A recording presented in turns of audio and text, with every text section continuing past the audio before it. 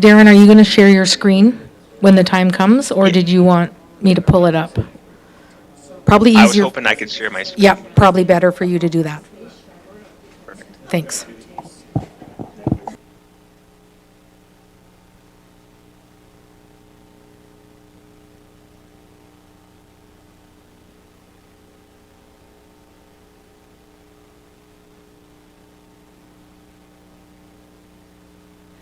Welcome, everyone, to our June 12th, 2023 regular council meeting.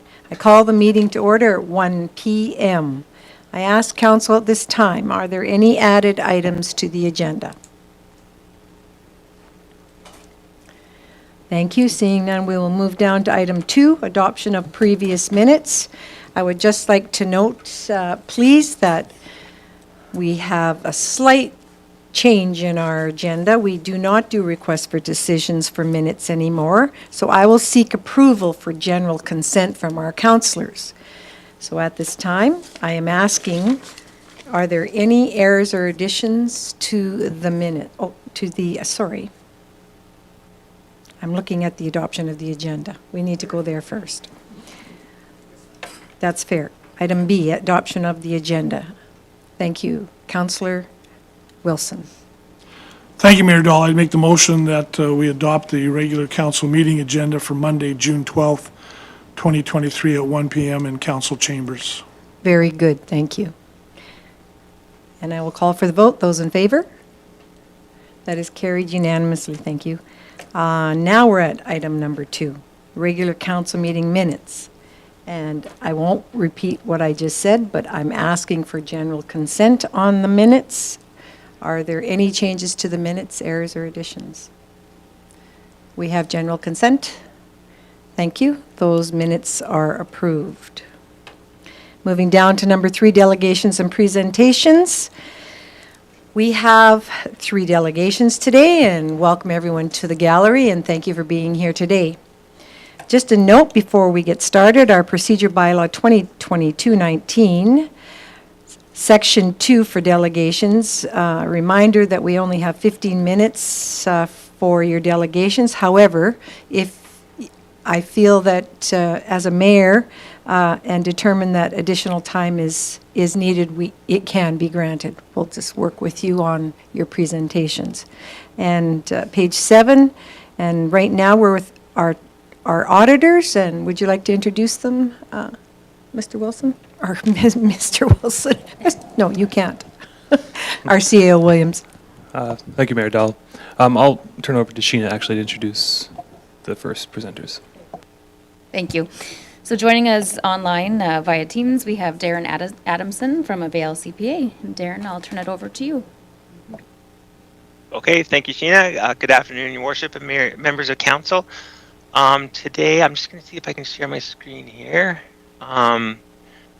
What I've got here is I put together a little PowerPoint slideshow of what I think are the highlights of the financial statements. Rather than going through the entire set of statements, I just kind of wanted to go through the highlights. So hopefully that's okay with you. So what I wanted to kind of cover is, can you guys see this okay? Yeah, okay. So I'll talk a little bit about the independent auditor's report. I'll go through the highlights of the financial results, some selected notes to the financial statements. There's a lot of good notes in there, like several pages of information. It's all very good supporting information. A lot of it, I think, is self-explanatory, so I'll just kind of go over the ones that I think are the, provide the best highlights. I do have a few slides on the indicators of financial condition. So each year we provide the document. It's got, I think, about 15 different graphs, so 5-year graphs, and I've just picked out the top 4 or 5. We have a quick look at the management letter and a quick look at the post-audit letter. You can go in camera if you want. That's definitely up to you. It's not a requirement by any means, but so if you're good with that, then I'll just kind of go through. So the independent auditor's report, it's in the financial statements. It's 2 pages at the beginning. The very first paragraph is the important part, and that is our opinion. So it's the clean auditor's opinion. we've been able to do all the audit work we feel is necessary in order to provide our opinion. So we've done all our testing, and we've looked at a lot of documents and had a lot of conversations and whatnot. And so done our analysis. And at the end of the day, we've done whatever we feel is necessary to provide an opinion. And again, we feel that financial statements do fairly present the results of operations of the town. The auditor's report does point out a few other things. So management is responsible for the financial statements. We've already gone through the statements with management, and management has definitely provided input thereon. So that part has been taken care of. Council is responsible, of course, for lots of things, including overseeing management and approving the financial statements, which presumably we'll do today. And then as auditors, we're responsible to audit the financial statements. And including that, some of the highlights are identifying and assessing the risks of material misstatement. So what we do is we have our planning meeting at the beginning, and we focus our audit attention on the areas with bigger risk of financial statement misstatement, and we spend less time on less riskier areas. So we do need to understand the internal controls, management's policies and estimates, concluding on the going concern assumption, and evaluating the presentation of the financial statements. So we've done all that, and again, clean auditor's opinion. So if we jump right into the numbers, starting on, I'm not sure what page of the actual financial statements that is, but page 5, actually. So I've just taken some snips, and the first one is on the revenues. So revenues this year, 25.6 million compared to last year's 24.0. So we're up little over 1.6 million, for a couple of reasons. The biggest reason is user fees and sales of goods have gone up by a little over 1.1 million, and so that's water and wastewater is up about 566,000, just increase in consumption and increase in rates. And then recreation and culture fees are up as well. So with reduced COVID restrictions, everything was opened up more, and so we had more revenues, and we'll see we had more expenses on the culture side as well. But so that was the biggest increase, and then taxes went up a bit as well, about 425,000, as we knew it would be when the budget was done. Government transfers for operating is down a bit, and offsetting that is franchise fees for ATCO and Fortis are up, and those kind of offset each other. So overall, we're up 1.6 million. And better than budget by about 770,000. So on a $25 million budget, we're pretty close to budget.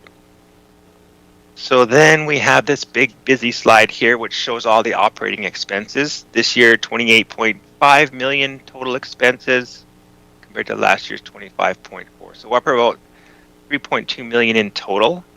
And again, if we want to look at the top 3 reasons, the first one is in wastewater treatment and disposal.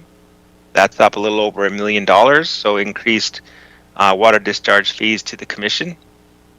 The next biggest increase is in police, so that went from 1.6 million to over 2.2.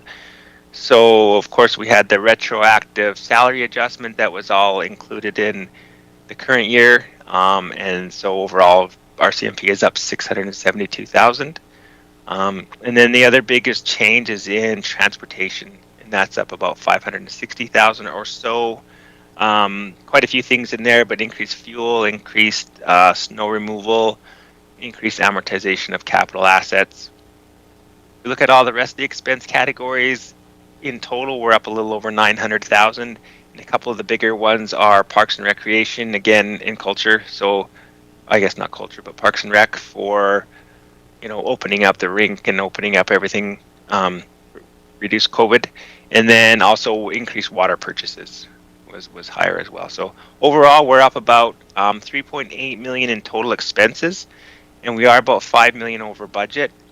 Most of the reason for being over budget is amortization. So amortization of capital assets. So capital assets are expensed or amortized over their useful life. This year we amortized about 4.3 million. And the budget on that was a little less than 500,000. So we're over budget on amortization by about 3.8 million. And then otherwise, we're pretty comparable to budget otherwise. But so that's the one big budget variance.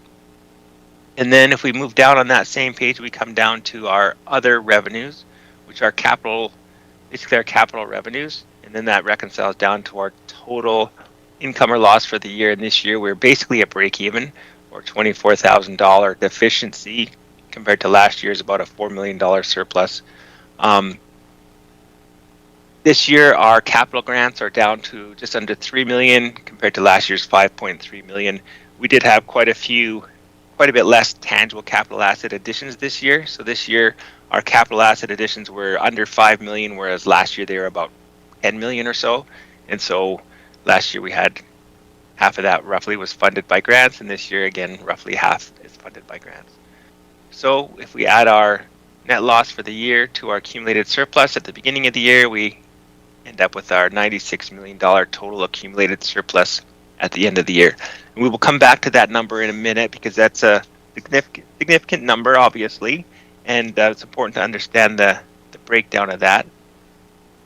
Your Worship, just wondering if I should pause for questions after, a couple times during, or should I just wait till the end? I would just ask council, would you prefer to ask your questions while it's fresh in your mind with the discussion? Okay, we will wait. Thank you very much for the question. Okay, you betcha. Okay, so moving down then, so going back one page on the actual financial statements. So our statement of financial position, how it's laid out is we have our financial assets at the top, minus out our liabilities, we come to a subtotal net financial debt, and then we move down on the next slide, we'll add in our non-financial assets, which aren't cash or will become cash, and that will reconcile down to our total accumulated surplus. So on a year-by-year comparison, our financial assets this year, 31 million compared to last year's 33. The biggest number here is the loan receivable from OFL.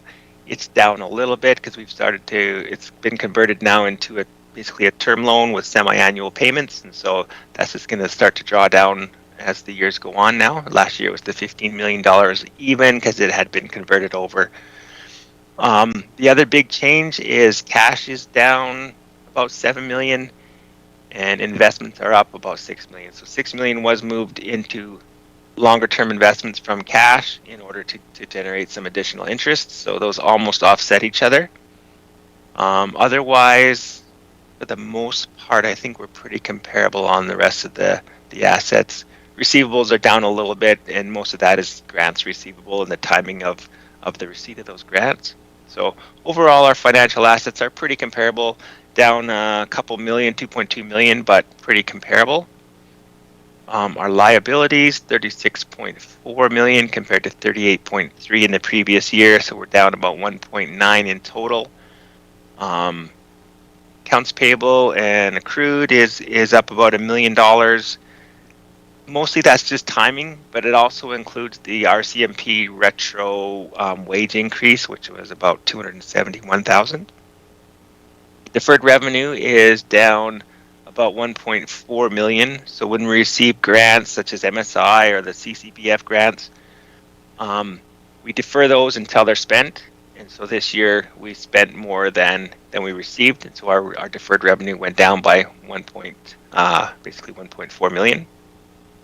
And then our long-term debt also went down by roughly 1.4 million. We didn't have any new net debt proceeds this year, whereas 2 years ago we had almost $11 million of new debt for the operations center. This year we just made our regular payments, which was about 1.4 million. So that brings us to our subtotal net financial, could be net financial assets. In this case, we're net financial debt. So $5.3 million as a deficiency. And what happened here, basically the reason it's in a negative balance is over the last few years, we've invested more into tangible capital assets. So it becomes non-financial assets versus financial assets. And we ended up taking out increased long-term debt to cover that off.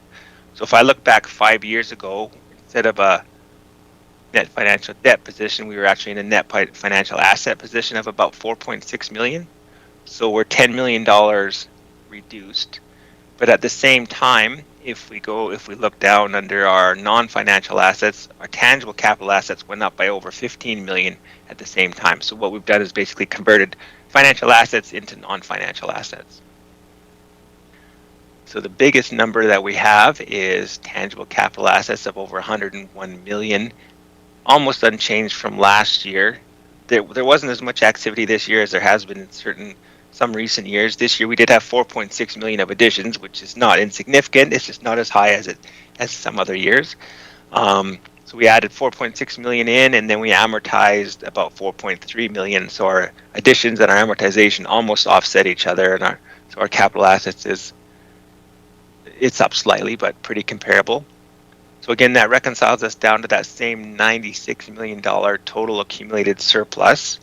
So from the beginning of the town, how long's the town been around? 125 years, or I don't know, something probably in that range. We've had total surpluses of $96 million. The breakdown of it, though, is very important. So if we look at note 12, it shows the breakdown. 82.1 million is already spent and invested in the capital asset pool, so in the infrastructure, the buildings, everything else. So 82 million is, we still have the service potential, and we have the assets, but we can't spend that surplus again. It's already been spent. The rest, 5.1 million, is unrestricted, and 8.8 million is in reserves. So about 14 million, it was about 15 million or a little over last year. So that's our spendable surplus. So if we put that into perspective, it's about about half a year's worth of expenses. So it's a pretty good place to be. 14 million of spendable surplus. When we think our annual expenses are somewhere around the $28 million range, some years higher, some years lower, but so that's where we're at. So that's important to understand the breakdown of that accumulated surplus.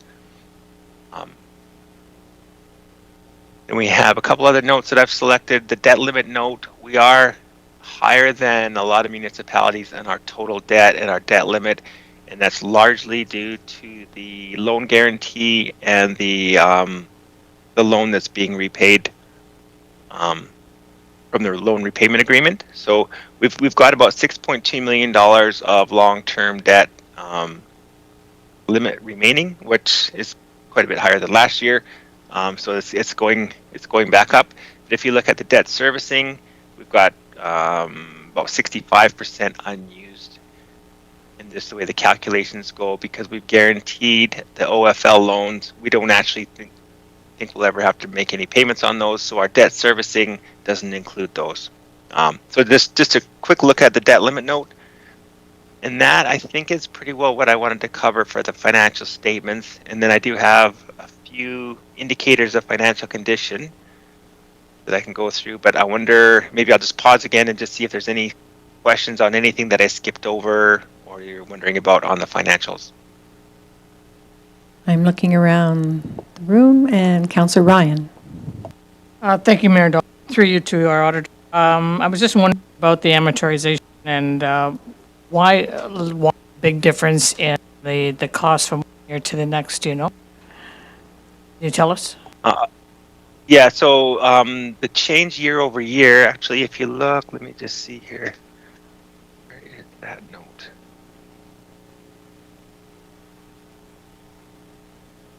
There it is. Note 17 shows the expenses broken down by object. And in there we can see total amortization this year was 4.3 million. Last year was just under 4.1. So we're up a little bit of total amortization expense just because of capital asset additions over the last couple of years. We are quite a bit over budget, and that's kind of just the way that management has budgeted for amortization to get it into the tax bylaw. There's a couple different ways of doing that, and this is kind of consistent with how it's been done in Olds since before we became auditor. So that's a consistent method, and I won't try to put words in management's mouth about why they choose to budget that way, but that is consistent with how it's always been done. Thank you. For that question, Councillor Ryan. Do others wish to add a question at this point? All right, seeing none, please move forward. Okay. So, like I mentioned, we do the indicators of financial condition. So it's graphs that is going to show, basically, if you look at the first one, it's going to show a 5-year period. Town of Olds is the blue line, so we have the information for 2022. We don't have comparables for 2022 yet because those once everybody submits their audit to the province, and then they post it on their website, and so we're always a year late downloading that data.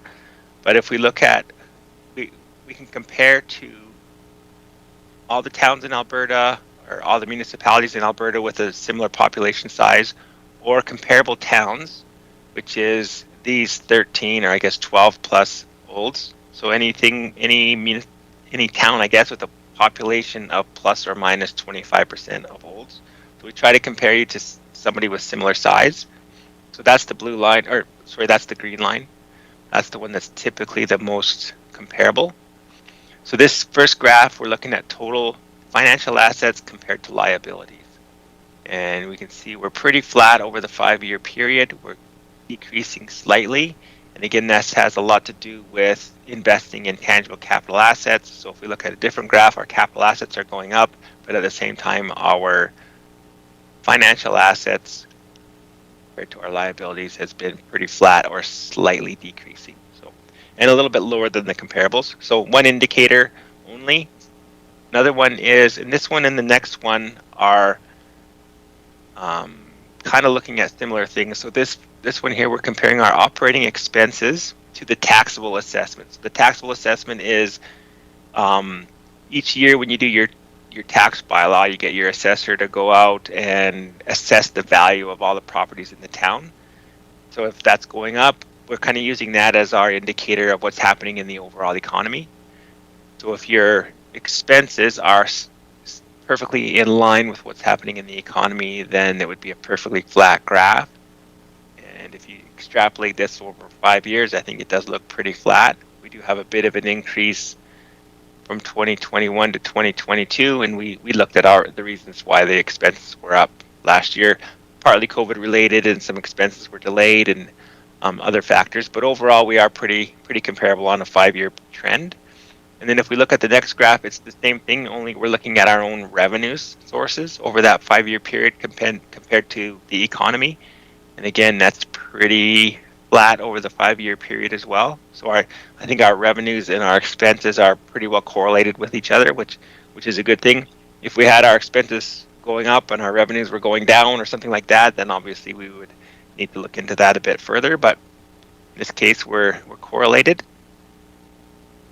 Again, one other way to look at our debt, our long-term debt, is our public debt charges to revenues. If you look at the debt servicing line, $2,204,000 are the scheduled principal and interest payments next year. And we can compare that to the current year's revenues, because we don't know what the revenues will be like next year. So about 28 million. So if we do the math, that's about 8%. So we're spending about 8% of our revenues to cover our long-term debt, to service our long-term debt payments. And that's gone down a little bit from a couple years ago. But again, we did take out quite a bit of debt, I think 10 million or so in 2020. So as that's over the years, as that gets paid off, then this will come back down, and the 8% will presumably reduce.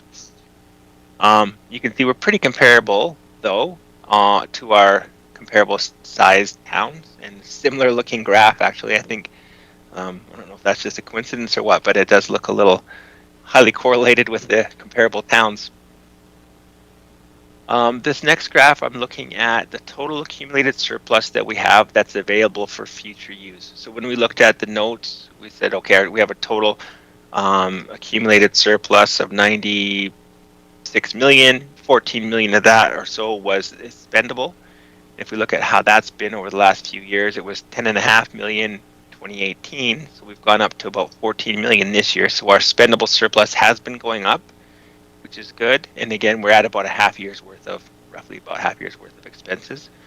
We're a little bit lower than the comparable towns, but we're kind of right in the same range. And again, we have invested a lot of money in tangible capital assets over the last 5 years. So those were the indicators. I think there's like 15 or so in total, and so the other ones are all good as well. But those were the kind of the ones I wanted to keep to the highlights.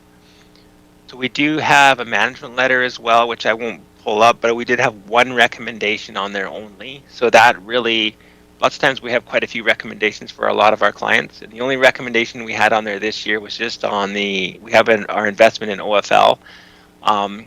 fiber, and we need the financial statements to be prepared and approved so that we can do our adjustment for the town. And if those financial statements are delayed, then the town financial statements get delayed, which is what happened this year. So if there's anything we can do in the future to expedite that process, that's all we're recommending, is maybe see if there's anything the town can do to make sure that those financial statements do get prepared maybe on a bit more timely basis. And that was it. That was our only recommendation. So I want to thank Sheena and all her team for all the cooperation that we get during the audit. Then we have one final letter, and that's what we call our post-audit letter. There are several things that we would be required to bring to the attention of council if we find them. So we can let you know that we didn't find any illegal acts or fraud, nor did we have any reason to suspect any. We didn't have any disagreements with management or any particular difficulties encountered during the audit, other than the investment in Olds Fiber, which the last couple of years we've had to figure out the presentation and how to present that in the financial statements and stuff. So it wasn't necessarily anything that we could have avoided. It was just something we worked through together, and we did receive full cooperation from management as we worked through that. Then finally, we have some emerging issues. So there's a few changes that are coming to the standards over the next few years. Some of them will affect us more than others. This first one on purchased intangibles, it really won't affect us at all. If we buy a piece of artwork, for example, we can now record it as an asset. No big deal. Financial instruments, what will happen here in 2023 is if we have significant foreign currency transactions, it might affect us a little bit.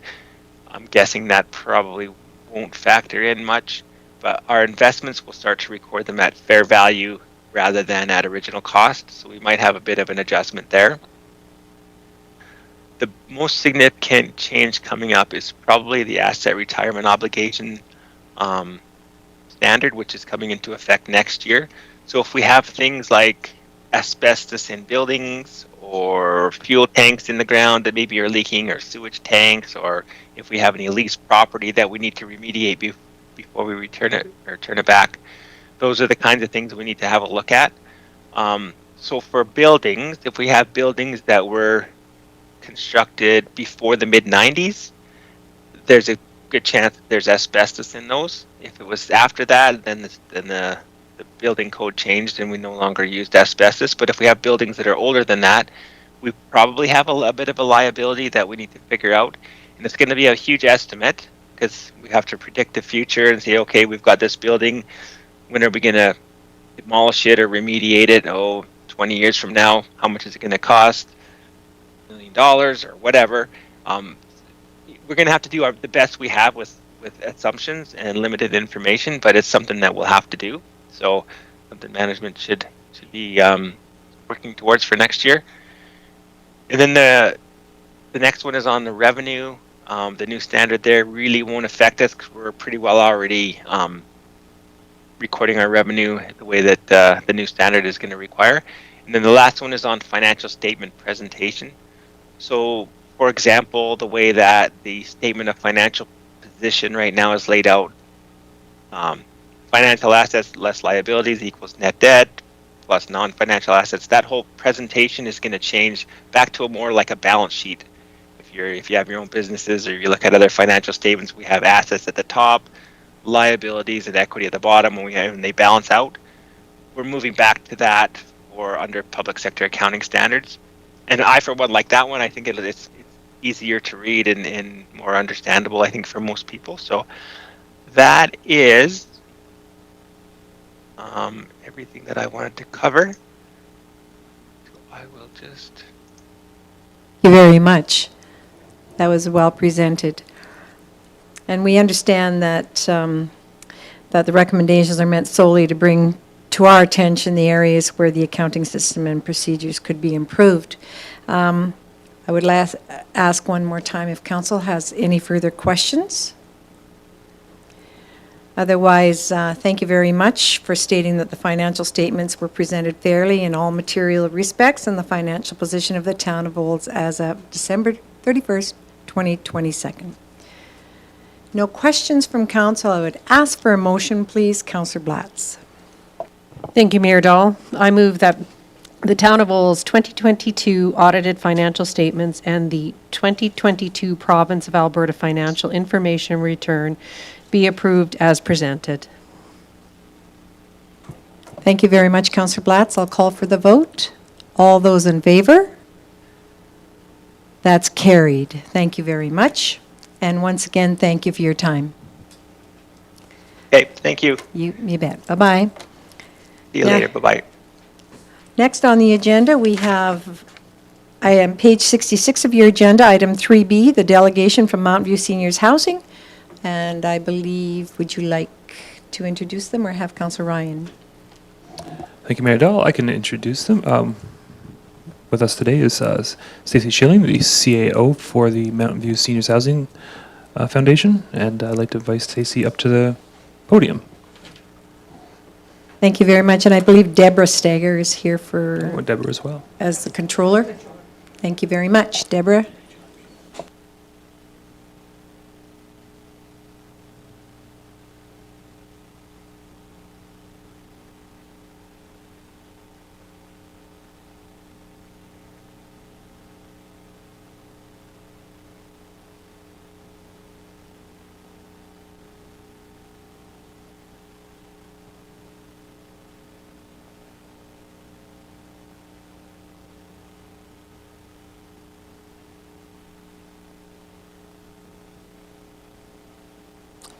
Well, thank you, Mayor Dahl and Council, for asking us to be here today. So we did put together a very short presentation for you on a PowerPoint. It's a little bit more compact. Our thought was that we'd put the presentation together, and then we know that through Marcy, you had also provided some clarifying questions and other information that you'd like to know. So we're hoping that through the advancement of the PowerPoint that we're able to answer some of those questions. We are going to try to be brief. There's a lot of really good questions that Council sent, so we're going to try to get through as much as we can. But Mayor Dahl, I guess I would ask, would you like questions in between, or would you like us to go through and then questions following? Ask Council, would you prefer to ask while they're fresh in your mind? Okay. Then? Thank you. We'll wait until the end. Thank Okay. you, Deborah. Or, sorry. Stacy. It's okay. Okay. So we took this opportunity to just document some of the current programs that Mountain View Seniors Housing provides. Over the years, some of these have changed, but mostly it's all stayed consistent. And there's a lot of detail in this slide, so I wasn't going to go into it too detailed because we know there's lots of pieces here. And if you have questions afterwards, we thought that was no problem. We'd bring back if you wanted to return to this slide. So we'll just move on to slide number 2, program details. Whoops. Oh, your program details are cut off on the bottom. Anyways, program details, just to talk a little bit about our lodge and supportive living. So lodge is level 1 and 2 levels of care, so that's more independent focused for the seniors in those buildings. And then the supportive living level 4 and 4D requires healthcare aides, LPNs, 24 hours a day. So with this program, the revenue source, obviously, we have a few different revenue sources for this program. The residents being the biggest one, and you'll see that on the next slide. The Government of Alberta Lodge Assistance Program for the level 1 and 2, and then Government of Alberta Seniors Benefit for levels 4 and 4D, and then obviously municipal and county requisitions.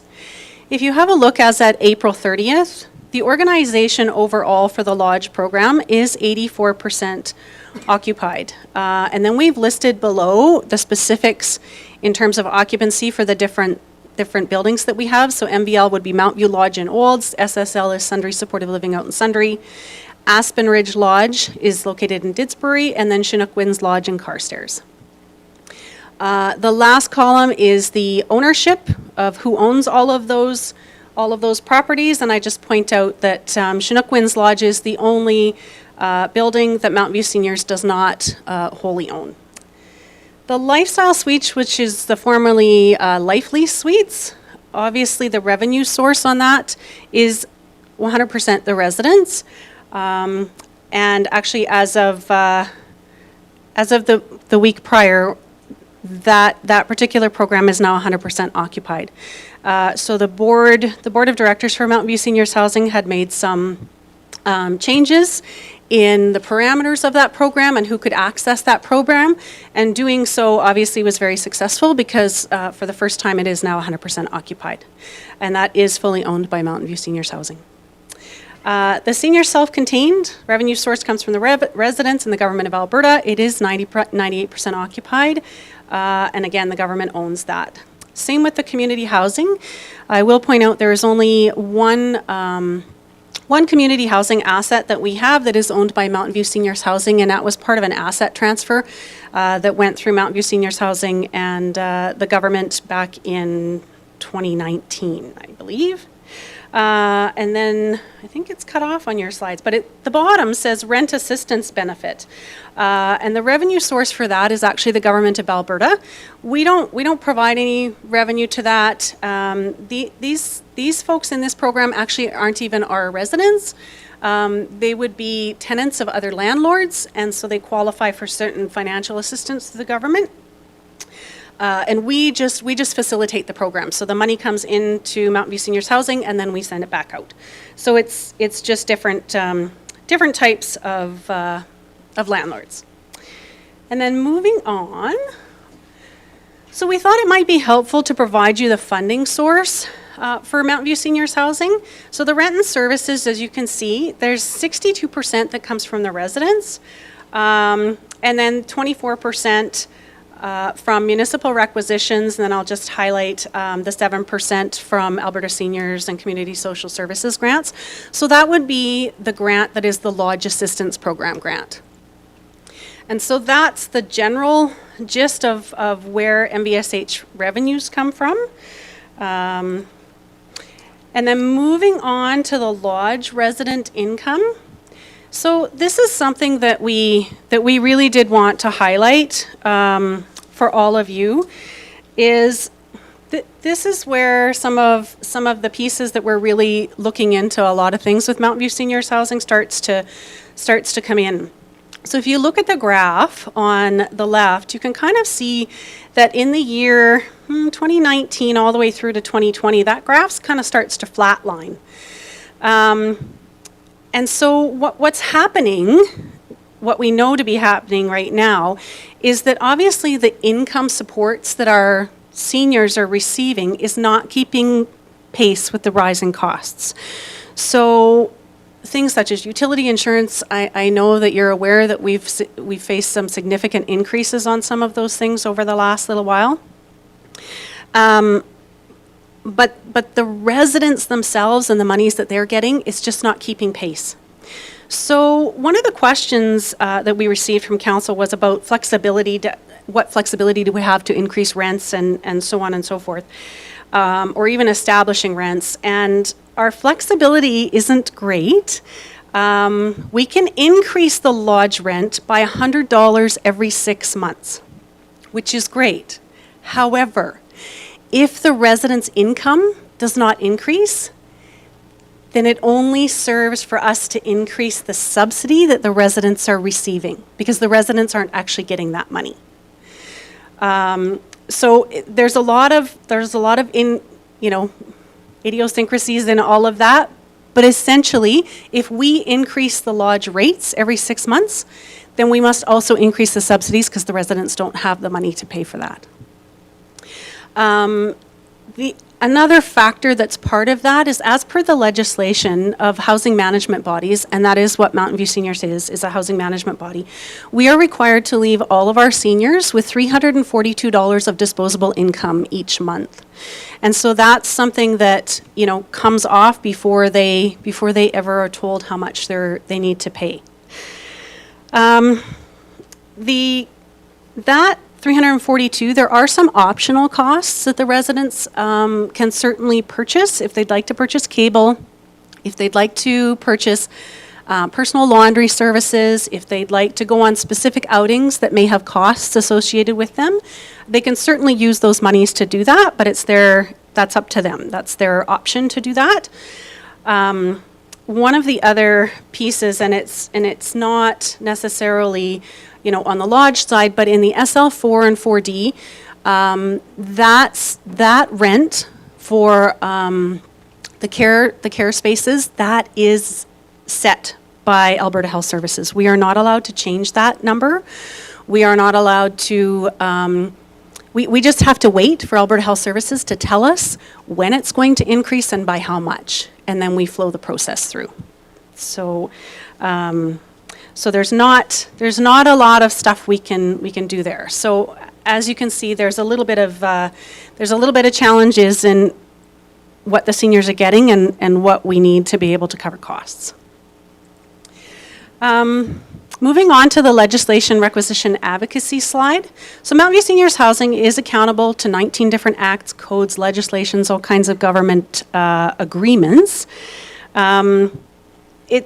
We wanted to provide just a small excerpt of the requirement for requisitions from the Housing Act. And Deborah has kindly brought some more details with her, which we can leave for each one of you, and we'll give that to Marcy before we leave, and you can certainly each have a copy of that. So this just talks about the requisitions, what the legislation actually says. So there's a lot, as I noted just above, there's a lot of accountabilities and legislation that Mountain View Seniors Housing is responsible to. What we can tell you is that housing management bodies through the Alberta Housing Act are set up as a deficit-funded model. That's actually in the legislation. And so the government of Alberta knows that potentially housing management bodies are going to run deficits for the simple reason that we are supporting low-income seniors. So that's where the requisition piece starts to come in. So if Mountain View Seniors Housing is to run a deficit, then that deficit is part of the requisition. It's one of those things where, obviously you don't necessarily want to run deficits, but based on your housing management body, that certainly does happen. One of the questions from council had talked about a requisition of $97,000 in 2010, going up to $622,000 in 2022. And yes, that is correct. Part of what I think we as Mountain View Seniors Housing need to help people understand is during that time period, Mountain View Seniors Housing also added assets to its portfolio. And so we added 2 new lodges. So Mountain View Lodge in Olds came online in 2011, and Sundry Supportive Living came online in 2016. And so obviously that is tens of millions of dollars worth of loans to be able to provide those buildings. What's great is that the municipalities and those individuals that were part of the boards recognized that there was obviously an increasing need to keep seniors in the community. And so by building these assets, we have more flexibility now to keep the seniors in our community. Having said that, we also need to pay for that. And so Mountain View Seniors Housing does navigate a fairly significant amount of debt right now because of these new assets. But we've also added net new capacity of 89 suites in the community. And I just want to quickly share with you how Mountain View Seniors Housing has to borrow money. So it's not Mountain View Seniors Housing that's able to just go to the bank and ask for permission to borrow those monies. If there are monies that need to be acquired by Mountain View Seniors Housing, we actually have to ask permission from the municipalities to be able to do that. If it's under 1 year, right? If we cannot pay that debt within 1 year, we have to ask the municipalities if it's okay. So that goes back to all of the municipalities. The municipalities have to approve of that they all have to write letters to that fact, that not only are you approving that Mountain View Seniors Housing takes on that loan, but that you agree through requisition payments to help with the operational deficits and the debt financing that's going to be incurred by that. Once those letters come together, those letters are all sent to whomever the minister is at the government level, and the minister decides if they're going to authorize and approve Mountain View Seniors Housing to take on that debt. So there's a lot of layers. There's a lot of layers in order for us to do that. But at the end of the day, really, what our municipalities and Mountain View County has done is, again, enabled our seniors to stay in community. So keeping with that requisition, there was a question about minimizing the need for increasing requisition. Based on what we know today and the current debt load of Mountain View Seniors Housing, and if I go back to the slide of residents' incomes, and we see that that's flatlining, is there going to potentially be a need to increase requisitions? Yes, there is. In order for us to make sure that we can continue to provide the supports and services that our seniors who built this community need and be able to keep them here with their loved ones, and for us to be able to continue to pay down debt, that is something that is on the table. Obviously, with all of that, though, we're looking at cost efficiencies. And I've only been with Mountain View Seniors Housing for not quite a year yet. And Deborah's been here for maybe 6 months. But we are looking at cost efficiencies throughout the organizations. And so when we look at what is the trend and the sustainability of municipal requisitions, one of the things that I actually looked at was your Town of Olds property tax assessment. And I did note that Mountain View Seniors Housing is 4%. So 4 cents of every dollar for our taxpayers is going to the municipal requisition for Mountain View Seniors Housing. I think it's 4 cents well spent for making sure that our seniors can continue to call Olds and other municipalities home. So at the end of the day, the very model that the government has put into legislation, it is for housing management bodies to be properly supported by municipal requisitions. And then the advocacy piece, someone had asked a question about advocacy. So Mountain View Seniors Housing obviously is supported in advocacy by Alberta Seniors and Community Supports, that's ASHA, as well as the Alberta Public Housing Administrators Association. And they support all housing management bodies in Alberta. And I'll just quickly move to strategic priorities. So these priorities, high level, sustainability, continuity, facilities management, those all were identified by the Board of Directors back in 2019 at a strategic planning session, and were re-engaged at a strategic planning session that the board had in March of 2023. And part of that is because I don't know that any of this stuff ever goes out of need to be continuing to have that happen. But also because, obviously, you're aware COVID hit the seniors industry relatively hard, and so trying to get through some strategic items was very challenging at that time. But right now, what we're really focusing on is operations, making sure that operations are stable, and not only to look at what we do, but how we do it. So there were some questions around break-even revenue versus bed costs, all of those types of things. And if you look back at the lodge revenue slide, Mountain View Seniors Housing actually hadn't done that. They hadn't actually done their operational costing that way in the past, but that's something that we are changing. And so that's a recreation of the financial model so that we can actually get some of those pieces of information, and that slide starts to speak to some of that information that we're able to get. It's going to take some time, though, to see that flow through and what that looks like on the budget. There was another question about average move-ins per month. That really varies in a seniors environment. So often we see a lot of uptick and a lot of questions coming through to Mountain View Seniors Housing in the fall. People don't want to be in their homes for another winter, and so they want to have maybe some access to services and not have to worry about outside stuff. And then we typically see increases in questions from family members actually after the December holiday. So people go home, they visit with their loved ones, they realize that maybe they could need some additional supports, and they connect with us then. So it fluctuates. In 2022, our average per month would have been 6, and in 2023 so far this year, we're 8 probably average. But it does fluctuate. From the strategic priorities perspective, sustainability, continuity, someone also asked about marketing. So obviously we're very, very well known in the community, and so we have people connecting with us all of the time. But we obviously want to take part in community events. We were at a lot of things at Seniors Week last week. Different types of networking. I struggled actually to keep up with our operations team on that last week.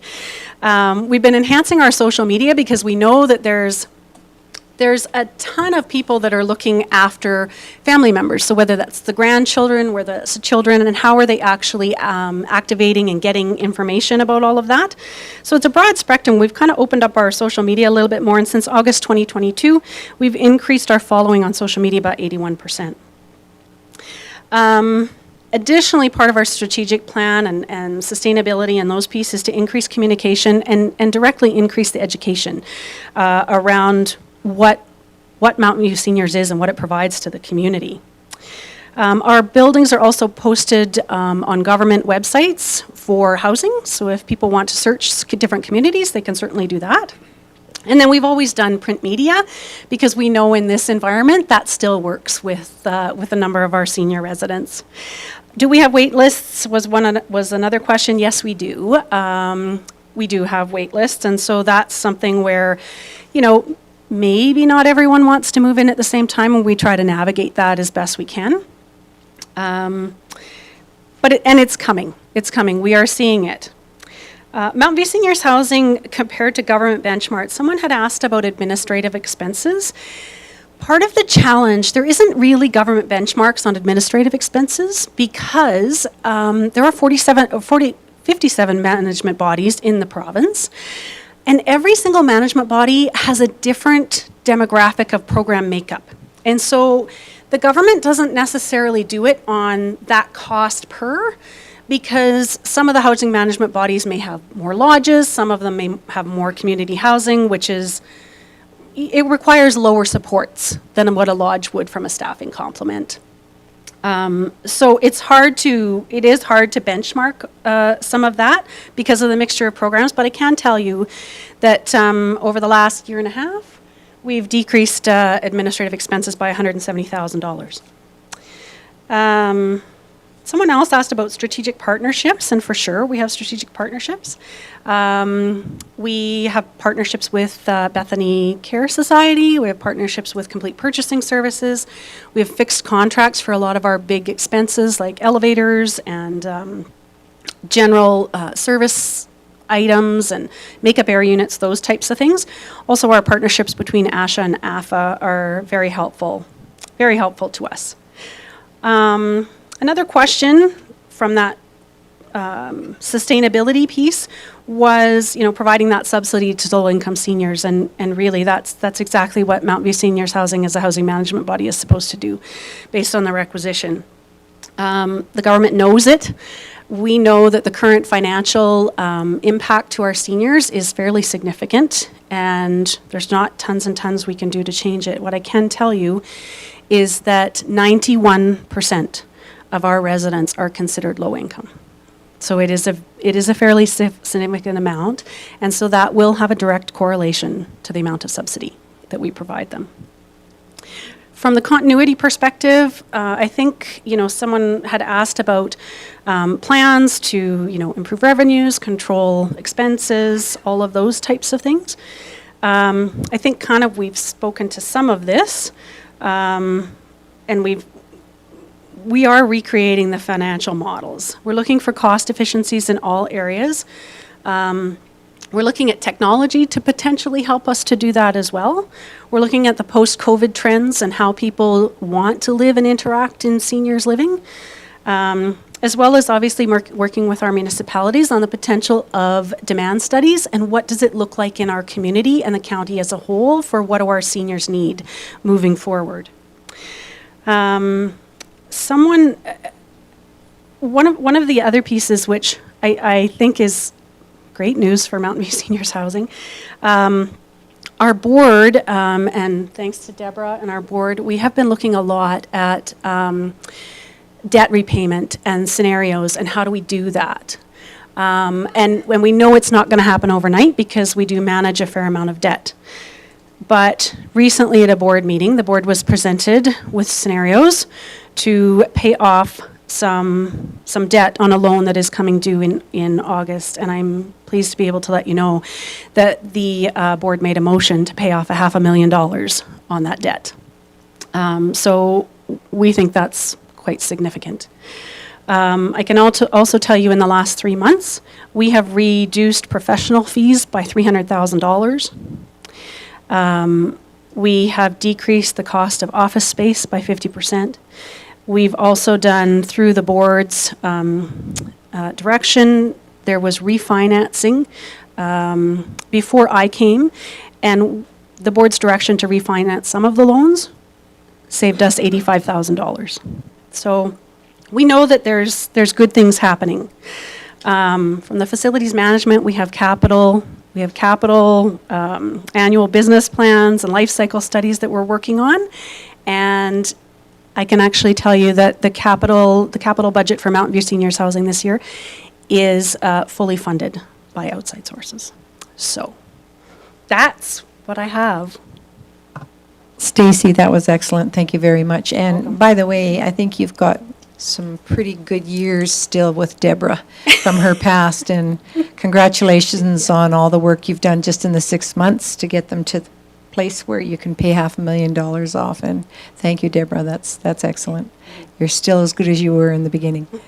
So I feel like you've answered all the questions that were on the table, but I will ask council, is there any additional questions you feel you would like to add in brief moment? Councillor Wilson. Thank you, Mayor Dahl. I noted the reference to brief. I'll try and follow that. And thanks, Stacy and Deborah, for the information. Very helpful, enlightening, and also gives me one more added item to my sleepless nights. Initially, I just had one item. Now I have two, and especially around your reference to deficit-funded model. But I am concerned, and I guess it's more of a comment than a question. Again, thank you for the information. I am concerned with the sustainability because you referenced some data relative to the tax and tax assessment. The $600,000 assessment for olds, as we all know around the table, is roughly about a 6% hit to our citizens and ratepayers and taxpayers. You indicate, it's gone up in 5 years, 160%. I welcome and applaud you guys for all your initiatives on cost and cost control and enhancing revenue. But at the same time, that's kind of nibbling around the sandwich. And so I will look forward in the coming months to you guys building on the work you're doing, hopefully driving more and more sustainability in forms of transformation of the business.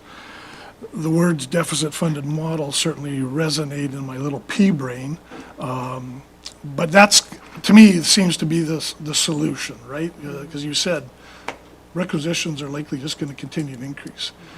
And this town is jammed right now, in not a good way in terms of our wiggle room financially to make things work. And so I look for you guys to come up with those creative solutions down the way, because we are in a tight spot. And administration will be bringing to council in the spring of 2024 the tax rate bylaw, which will include the Mountain View Senior requisition. And I'm not sure I can support that tax rate bylaw, given some of the past increases. So I'll look forward to the continued great work that you guys are doing, what those changes are going to look like. But I guess I'm more for administration's information, my colleagues around the table. I'm not sure I can continue to support requisitions with 12% increases in that magnitude, because that's a big chunk for our residents to bite off. So, and do you have any, I guess my question is, do you have any thoughts on, again, you're talking about costs and revenues and enhancing that piece and improving that piece. Are there any other options available to improve this business model? I know you advocate to the government, but to me, that's like buying a lottery ticket, right? So I'm just wondering if there's anything else that you can share. Thank you.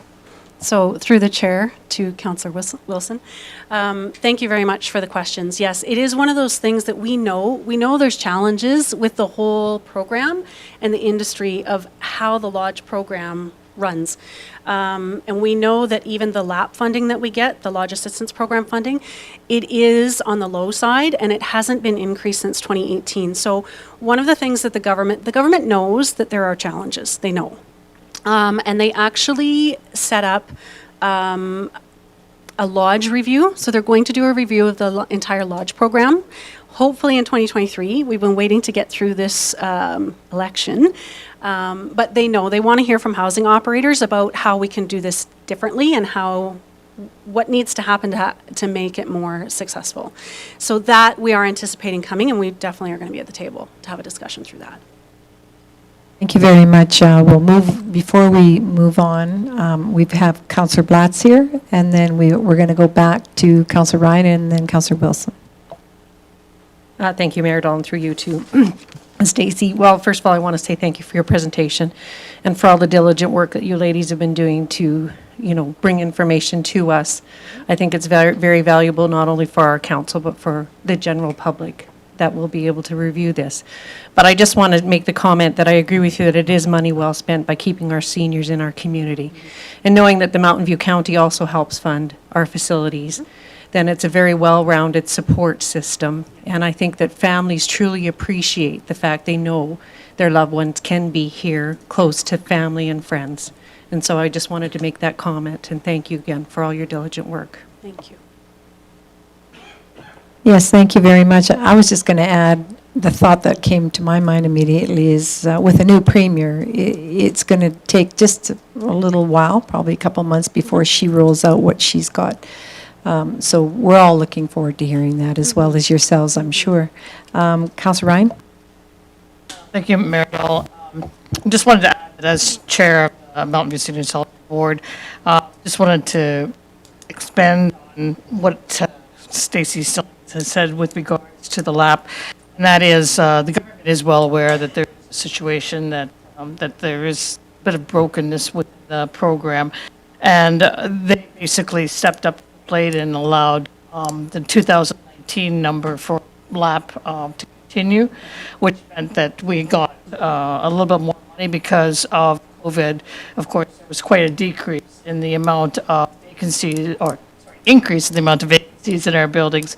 And so it does affect the LAP because you only get paid for those seats that are filled up. So by having that money continue from 2019, it certainly helped with regards to budgeting. And so I think the government is really understanding that there's a problem there.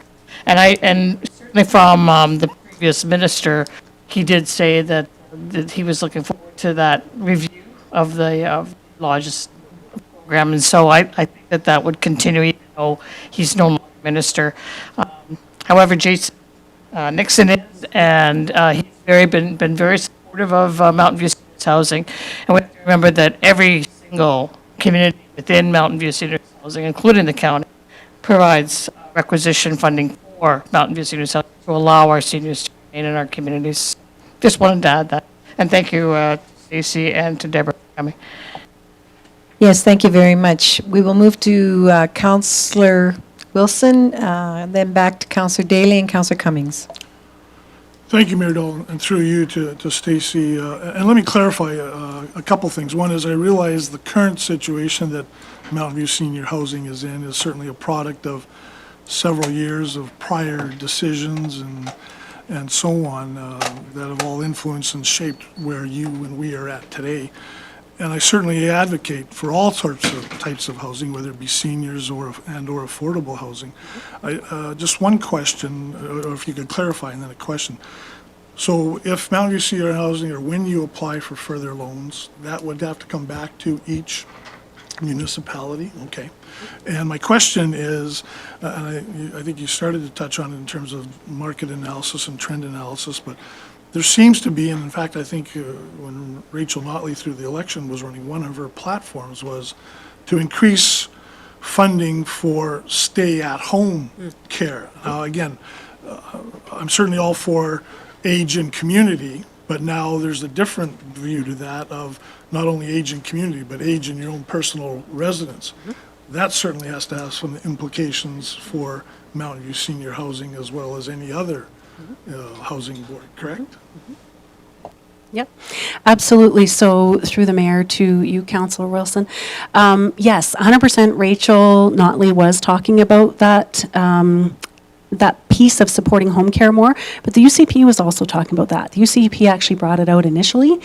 You know, Councillor Ryan speaking as chair saying, that Jason Nixon and Nathan Cooper have been very supportive of us. And we have recently met with both of those gentlemen. And what we know from recent is even the former health minister, Jason Copping, had indicated that yes, there is going to be additional supports for the home care program to keep people at home.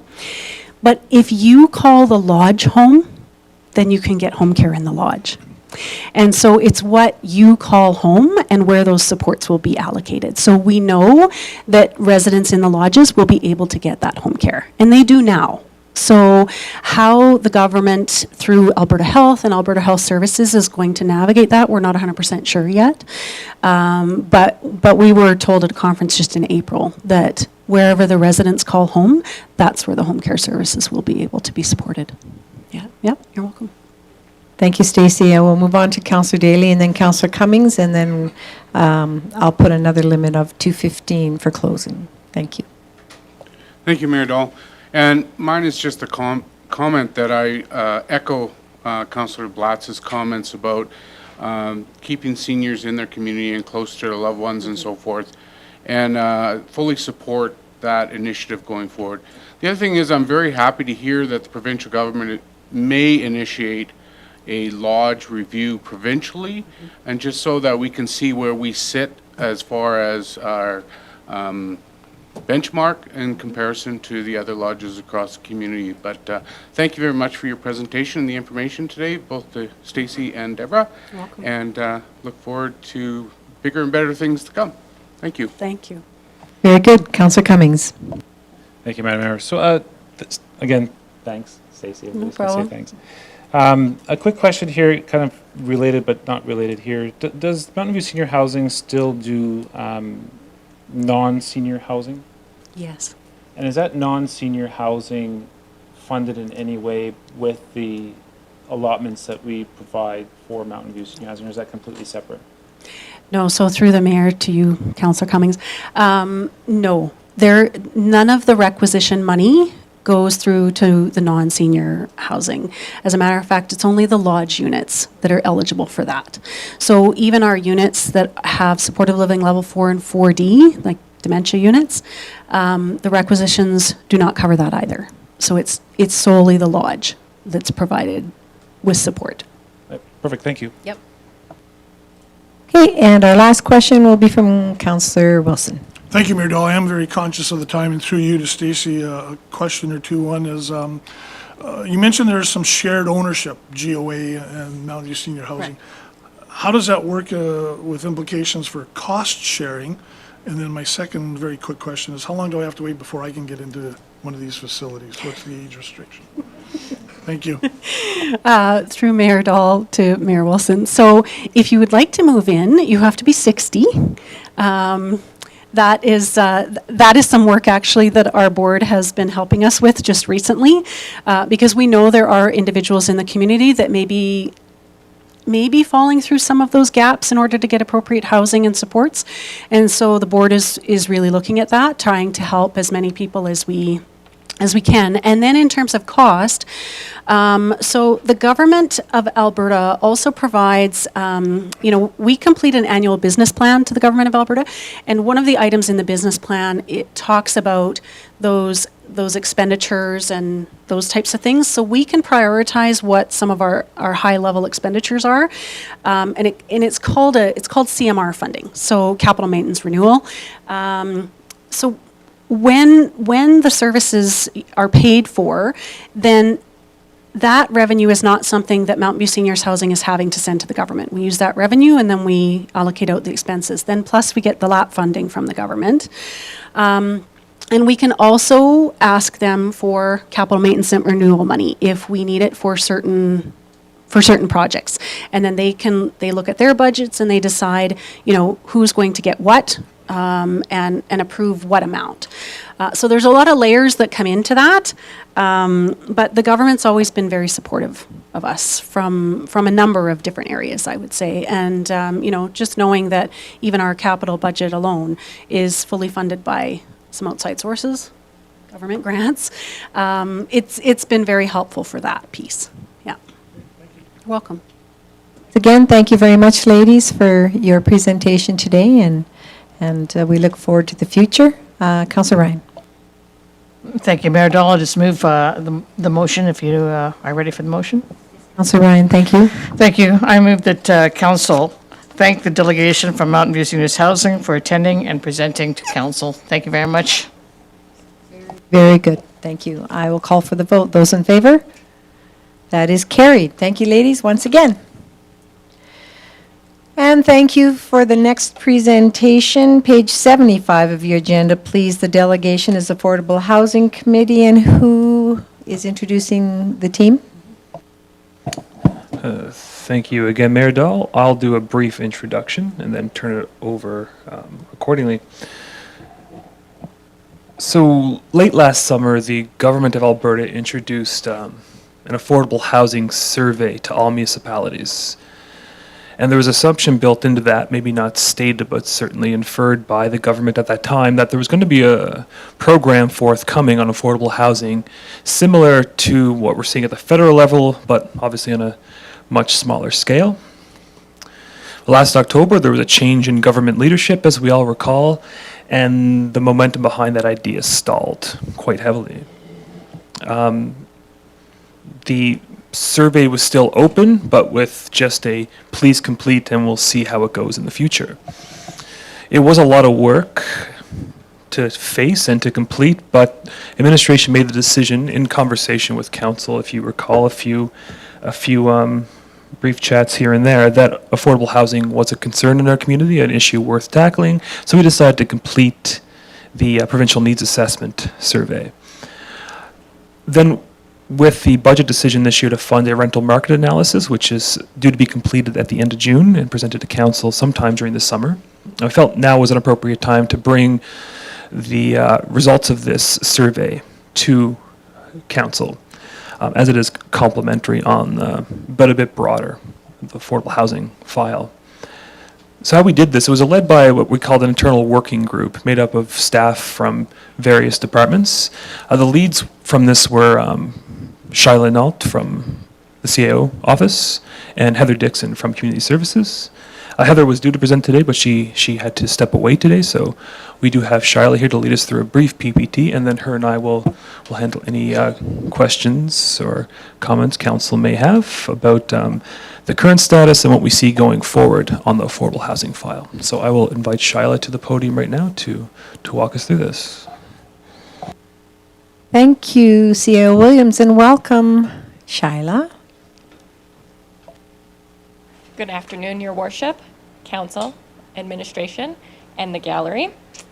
In August of 2022, the Ministry of Seniors and Housing provided a standardized affordable housing needs assessment, as Brent touched on, to better understand local affordable housing needs, support community planning, and inform Government of Alberta decision-making. This was in response to Action 3.1 and 3.2 of Stronger Foundations, Alberta's 10-year strategy to improve and expand affordable housing.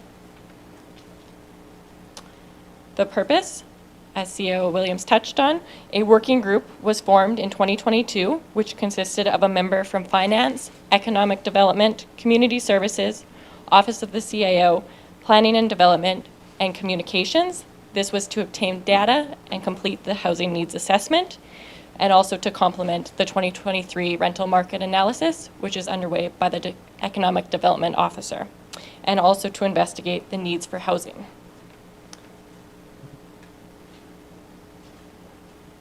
What is affordable housing? Often misunderstood and/or difficult to define because it means different things to different communities, the Canadian Mortgage and Housing Corporation states that housing is considered affordable if it costs less than 30% of households before tax income. Many people think the term affordable housing refers only to rental housing that is subsidized by the government. In reality, it's a very broad term that can include housing provided by the private, public, and nonprofit sectors. It also includes all forms of housing tenure, rental ownership, and cooperative ownership, as well as temporary and permanent housing. The town of Olds is home to Olds College, many manufacturing businesses, as well as many commercial and service sector businesses. Many of the Olds College students and staff of local business need rental accommodations. We want Olds to continue to thrive and grow. To achieve this, we need options for college students to put down roots here in Olds to live and work. There is also an underlying assumption that a more robust rental market will lead to a healthier overall real estate market. Many young adults who work in Olds would like the opportunity to own or rent their own space. Due to rising house prices and lack of rental accommodations, our young people are often forced to look for housing in other communities. Olds currently has very low inventory when it comes to purchasing or renting. The hope is for developers to see the town of Olds as a robust place to build as the demand is very high. One of the answers to the issues that we have touched on is multi-residential buildings, for example, apartment buildings, condos, fourplexes, or townhomes. As mentioned, this was a partnership approach. We released a community survey in March of 2022. This was released on social media and hard copies were provided at local businesses. We had 62 respondents. Our highest demographic for response was the 45 to 54. Some noteworthy results from the survey. I'll list off 4 questions we asked. Number 1, what housing issues are a concern to you? Cost of ownership, lack of options, cost of renting, and lack of pet-friendly were the top 4 found for here in Olds. How much does your monthly budget allow for rent or mortgage? 600 to 1,000 and 1,000 to 1,500 were the highest rating. And given that, our current inventory, we just don't have homes and rentals matching that. 3, who faces the greatest challenges finding housing? It was determined single-parent households, single people, and families were the top 3. And we don't have inventory that matches and fits those groups' needs. Number 4, 75% of respondents stated Olds needs more affordable housing, with rental townhomes, apartment, condo, and duplexes receiving 51% of the votes. Our partnership approach also included consulting with local housing stakeholders, Mountain View Seniors Housing, Seasons Encore, Fisher Farm, Accredited Support, Olds Association for Community Living, Padnoma Services, Studios Alberta. We also reviewed internal policies and zoning, and no significant issues were found in the town's land use policies that could inhibit affordable housing initiatives. Miller Meadows and Long Sky Cornerstone are the 2 primary areas zoned for higher density residential development. Some infill potential, but infrastructure capacity and condition is an issue. As previously stated, the provincial needs assessment was started by the government prior to the fall 2022 leadership change. The outcome of the provincial needs assessment was to identify 3 priorities found from the data collection directives from the province. And those top 3 are listed: community housing, medium density housing, and rent supplement. To touch on density housing, this is a category that falls between detached suburban housing and large multi-story buildings, but again, typically duplexes, townhomes, apartments. And the rent supplement program helps make rental accommodations more affordable by subsidizing rent. Currently, 2 rent supplement programs in Olds exist. Studios Alberta, which is geared towards recipients of AISH, tenant pays $500 and the rest is subsidized by Alberta Studios, and Mountain View Seniors Housing Rent Assistance Program. Where do we go from here? Use the data, share it, form community partners. And in closing, to continue making Olds alive with opportunity, it is vital that we have a community that offers housing for people of all demographics. Olds wants to be a community that offers an incredible place to work, play, and live. An integral part of this plan is making sure we have housing options to attract and accommodate a wide variety of people. These people could be new to Canada, young people from our community, college students, those who want to age in place, young families, people who work in Olds and live in other communities. Thank you. And thank you. That was well presented. Thank you very much for the information sharing. I remember taking that survey. I almost forgot that we were going to get a report back, so thanks. I'd invite councillors if you have any questions at this point to share. Yes, Councillor Blatz. No question per se, but just to say thank you to you and your committee, Shada. That was an excellent presentation. I did have a long list of questions, but through the presentation, you actually answered every one of them. So I look forward to the results coming forward. Great to hear that it was, the only question I had was who was the formed working group, and of course CAO Williams answered that, so you, kudos to the Town of Old staff, and I see Councillor Ryan has a question. Thank you, Mayor Dahl, through you to Shada. So I was just wondering, there is the seniors housing needs assessment that is out there, and how would this fit in with that? Are they 2 separate things, or do they sort of intermingle? Because you mentioned the rent assessment as well that we're looking at, so I was just wondering how that would fit in. I'm going to turn this one to COO Williams. Yeah, I can take that one. Thanks, Councillor Ryan. So just like the rental market analysis, we see the hopefully incoming seniors needs assessment that MAP vis-a-vis the Mountain View Seniors Lodge undertaking as complementary effort that hopefully in 12 to 24 months time we have a high-level strategy both that includes a condition assessment of what our current market is for all groups of potential residents, seniors, renters, students, et cetera, along with much more ammunition to apply, be ready to apply at least for the CMHC programs, which really are driving this effort right now. So we have one grant submitted, as Councillor recalls, for the Mountain View Emergency Shelter Society under CMHC. That is kind of testing the waters on that bureaucracy. But by building something like this, like our incoming rental market analysis, and what we hope that our Olds and the other MAP communities can produce with the seniors needs assessment, we'll have a much better chance of being successful at some of these billions of dollars that are mainly being funneled to large urban areas, but I mean, small rurals such as us, I think, have potential also. Thank you, because I just wanted to point out that it was interesting with the life lease that, and we just heard from Mountain View Seniors Housing that it's filled up. Before, there was quite a few vacancies when it was, you had to buy. And so when the board changed it to rent, all of a sudden, there's a lot of people who wanted to rent them, so now they're filled. So it just goes to show you there is a need in that community for rentals, not just for students, but for seniors as well. And as Shyla has pointed out, for young, single parents, whether it's moms or dads or whatever, as well. So there's it'll run the whole age group, Thank you. Very good, thank you. We'll go to Councillor Daly and then Cummings and Wilson. Thank you, Mayor Dahl. Through you to Shyla.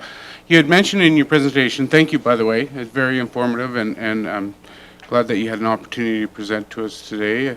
Appreciate the information. In your presentation, you mentioned that you were reaching out to some partnerships. And so I'm wondering about contractors and developers and what kind of reaction you're getting to your committee in regards to their response to a need and also to a willingness to participate or take up a project like that. Maybe you're not far enough down the path yet, I'm not sure. I can give you a high-level overview to that answer. Our economic development officer has been in touch with developers, as well as our CAO, so if he would like to add to that. Thanks, Shyla. Thanks, Councillor Daly. Yeah, that's, Shyla touched on it there. We engaged developers at a high level for this, but since then, myself and Sandra, our EDO, have met with several, mainly local developers in the rental market primarily. What we're hearing right now is that the current environment is bad for everything economic-wise. Interest rates is only a small part of it. Building materials is the biggest challenge right now that people are facing. And the word that keeps coming up is CMHC, word acronyms, so some form of subsidization. So that's obviously is kind of a lot of the country's golden goose right now, which no one can rely on. But local solutions before the province, should the province ever step in, it's yet to be seen, but locally, I think we look at our zoning and land use bylaw, which we have done through here, because planning and development was part of this. Council's already looked at property tax incentives at a high level. That's something we hear from developers as well. If we're going to invest in a 12-plex, for instance, is there any interest in the town to support that development? So we're also reviewing our offsite levy regime right now. I'll speak to that in my CO report later. It kind of ties into that also because people are very cost conscious at the moment, more so than usual. But developers will play a huge role in it because the town will never build an affordable housing building or own one or operate one. So the private sector is a huge piece to making this happen. Thank you very much. Councillor Cummings, then Councillor Wilson. Thank you, Madam Mayor. Charlotte, love it when you have a presentation on short notice, right? Always makes it comfortable. If we go to page 80 of the package, there's the slide with the provincial needs assessment. That I guess we can call them the 3 outcomes of the assessment that you folks did. You talked about number 3, the rent supplement with the AISH program, studio housing, and with the seniors program we learned in Mountain View Senior Housing, they do the same sort of thing with renters who have found homes somewhere else already. Medium density housing, number 2, we've talked about that a lot here at Council and in previous sessions, about the need for medium and high density housing in Olds, again, because we don't have any inventory of that and moving forward. We didn't talk too much about community housing though. I have an idea in my head of what community housing is. To me, that's co-op housing, cooperative housing, or provincially funded subsidized housing. I'm just wondering if we're on the same page when we're talking community housing in those 2 references. Thank you. Actually, that was going to be my question as well, community or cooperative housing. But go ahead and answer that, and then we'll go to Councillor Wilson. Thank you, and you're correct. I kind of skimmed over that one quickly, but I also have lots of information for it. So it is also referred to rent-geared housing, government-supported subsidized rental housing, and administered by housing management bodies. And in turn, it would be the cooperative housing, and it's based on 30% of households' annual income. Councillor Wilson? Thank you, Mayor Dahl. Through you to Shyla, a very quick question, and perhaps you touched on it and I missed it. Do we have an estimate on what the gap is, the number of units that ideally, if we had a rainbow pot of money that we could build? Do we have an idea of what the gap is as far as number of units in town? Thanks. Thank you for that question. So currently, we are hoping that the EDO in their rental market analysis can obtain more numbers for us. In doing this and contacting stakeholders, it hasn't been greatly tracked in the past, so to provide you with a number right now would not be possible. Much a supplement, yes. And go ahead. Thank you, Mayor Dahl. Through you to the CAO, can you just remind me, I'm sure you've told us before, what this rental market assessment looks like, its structure, format? I think it's underway. You mentioned it'll be completed shortly, presented shortly. Can you just tell me again who's doing it, how it's being done, online surveys? Most definitely. Thanks for the question, Councillor Wilson. So the rental market analysis got underway, I want to say late March, early April. McElhaney Engineering has they're one of our planning supports when we need help on the statutory side, but they also have a planning side as well. They're conducting it. Late June is their timeline right now for completion. For us to see the first draft administration, then obviously we'll polish it and clarify anything necessary and bring it to council. July or August is tentative right now. The main activities is to first determine our inventory. What do we have in terms of rental market? That part of the rental needs assessment was not done contradictory, but actually in support of this as well. We are sharing information that we gather locally with them and vice versa as well. The second piece is to do a market gap analysis on what we could realistically support. What is the demand essentially? We've connected them with Olds College, for instance, and then in addition they do,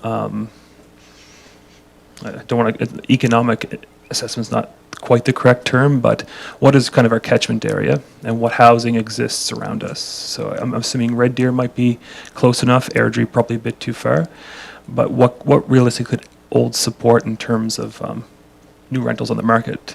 And then from there, trying to answer the question, building that business case for developers. So why should you invest in Olds?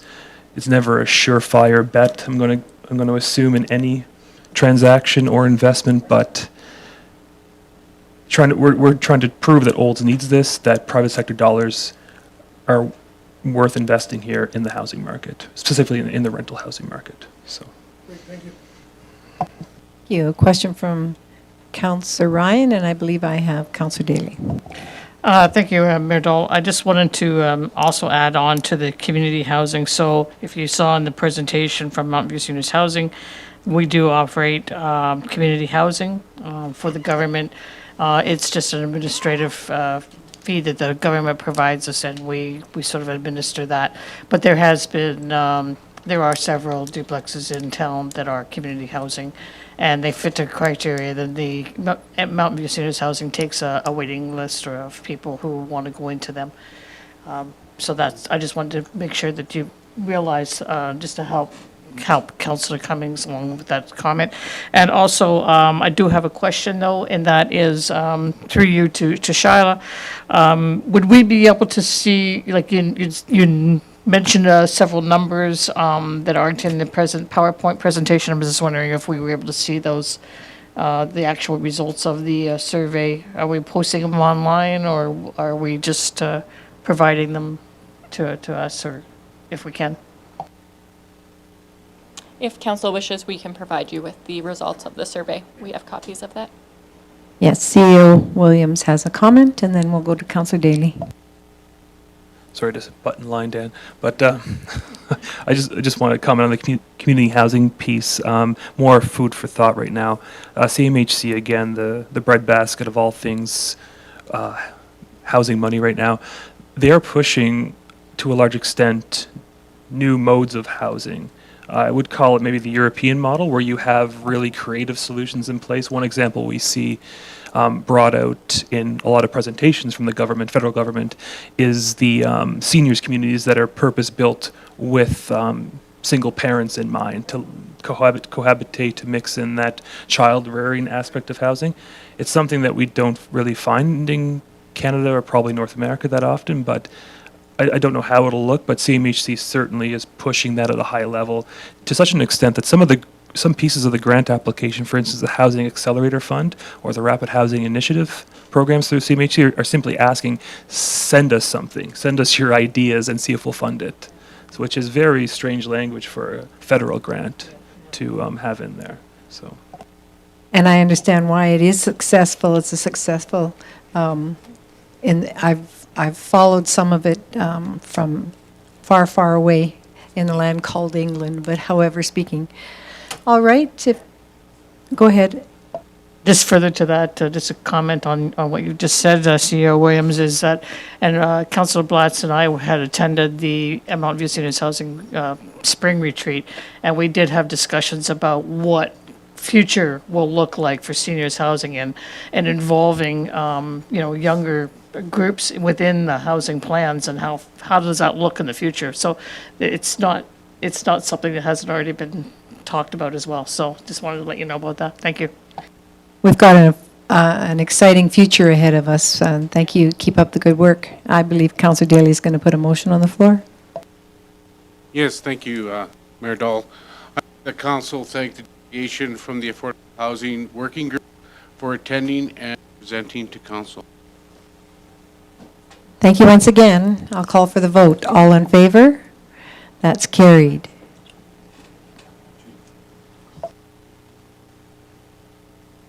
Yes, I believe we'll take a 5-minute recess at this point, please.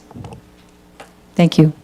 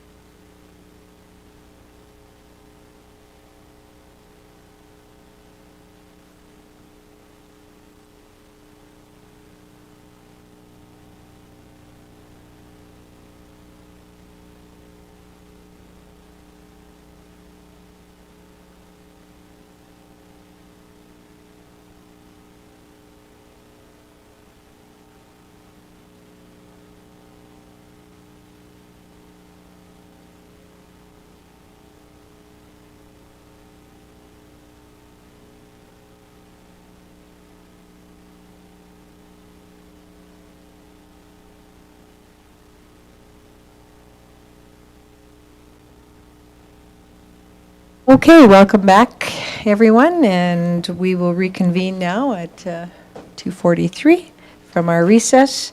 On page 84, please, Community Standards Bylaw, we are going to be looking for possibly third reading. And would you like to speak to it? Thank you, CEO Williams. Thank you again, Mayor Dahl. Director Andrews is supposed to be here, but he is on a call right now.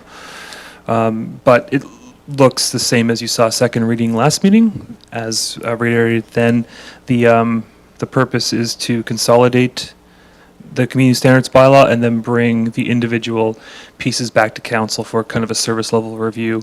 I'm going to guess in the fall, given that summer is a triage schedule. So we did have some feedback from last meeting about what priorities council wanted to see brought back first, and we have graffiti and dogs at large and whatnot in there, and that is our intention going forward. But if council has no further questions or concerns, it's just give third and final reading to the bylaw, and we will discuss things a bit later about CSB. Thank you for the introduction on that. I would ask council at this time if this is something you would like to discuss at this time, but we will be bringing this back, and I'll open with Deputy Mayor Walsh. Yeah, thank you for that. I had a question posed to me last week about dogs, and it's 6.36 under noise. It says whether or not any such barking, howling, or other such noise is excessive and unreasonably interferes with a person's peaceful enjoyment of this property is a question of fact to be determined by the court hearing a prosecution pursuant to this bylaw. They asked the process, and I couldn't answer it. And it didn't make sense to me either, so I'm hoping somebody can explain that to me. Go ahead, please, CEO Williams. Thank you, Mayor Dahl, and thank you, Councillor Walsh, for the question. It's a good question because, yes, it's not a very clear process. So how it works in practice, barking dogs are a considerable time strain on our two protective services officers right now. When someone phones in with a complaint, the procedure, I guess I'll use that word to be more official, we ask for first is a bark log, if hopefully self-explanatory because I feel silly saying it. But basically we ask the complainant to track on a piece of paper times, dates of the barking, approximately how long it lasted. Give it 2 weeks approximately, and then call us back with that information.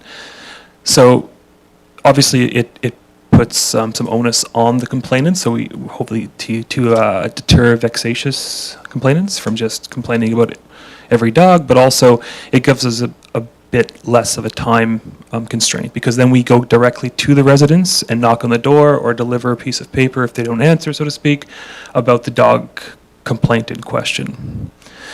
Where it goes from there is that's probably what council needs to talk about at a future date. The enforcement of this is very difficult for repercussions, for fines, whereas something like vicious dogs is fairly straightforward. A barking dog is in fact not a criminal offense.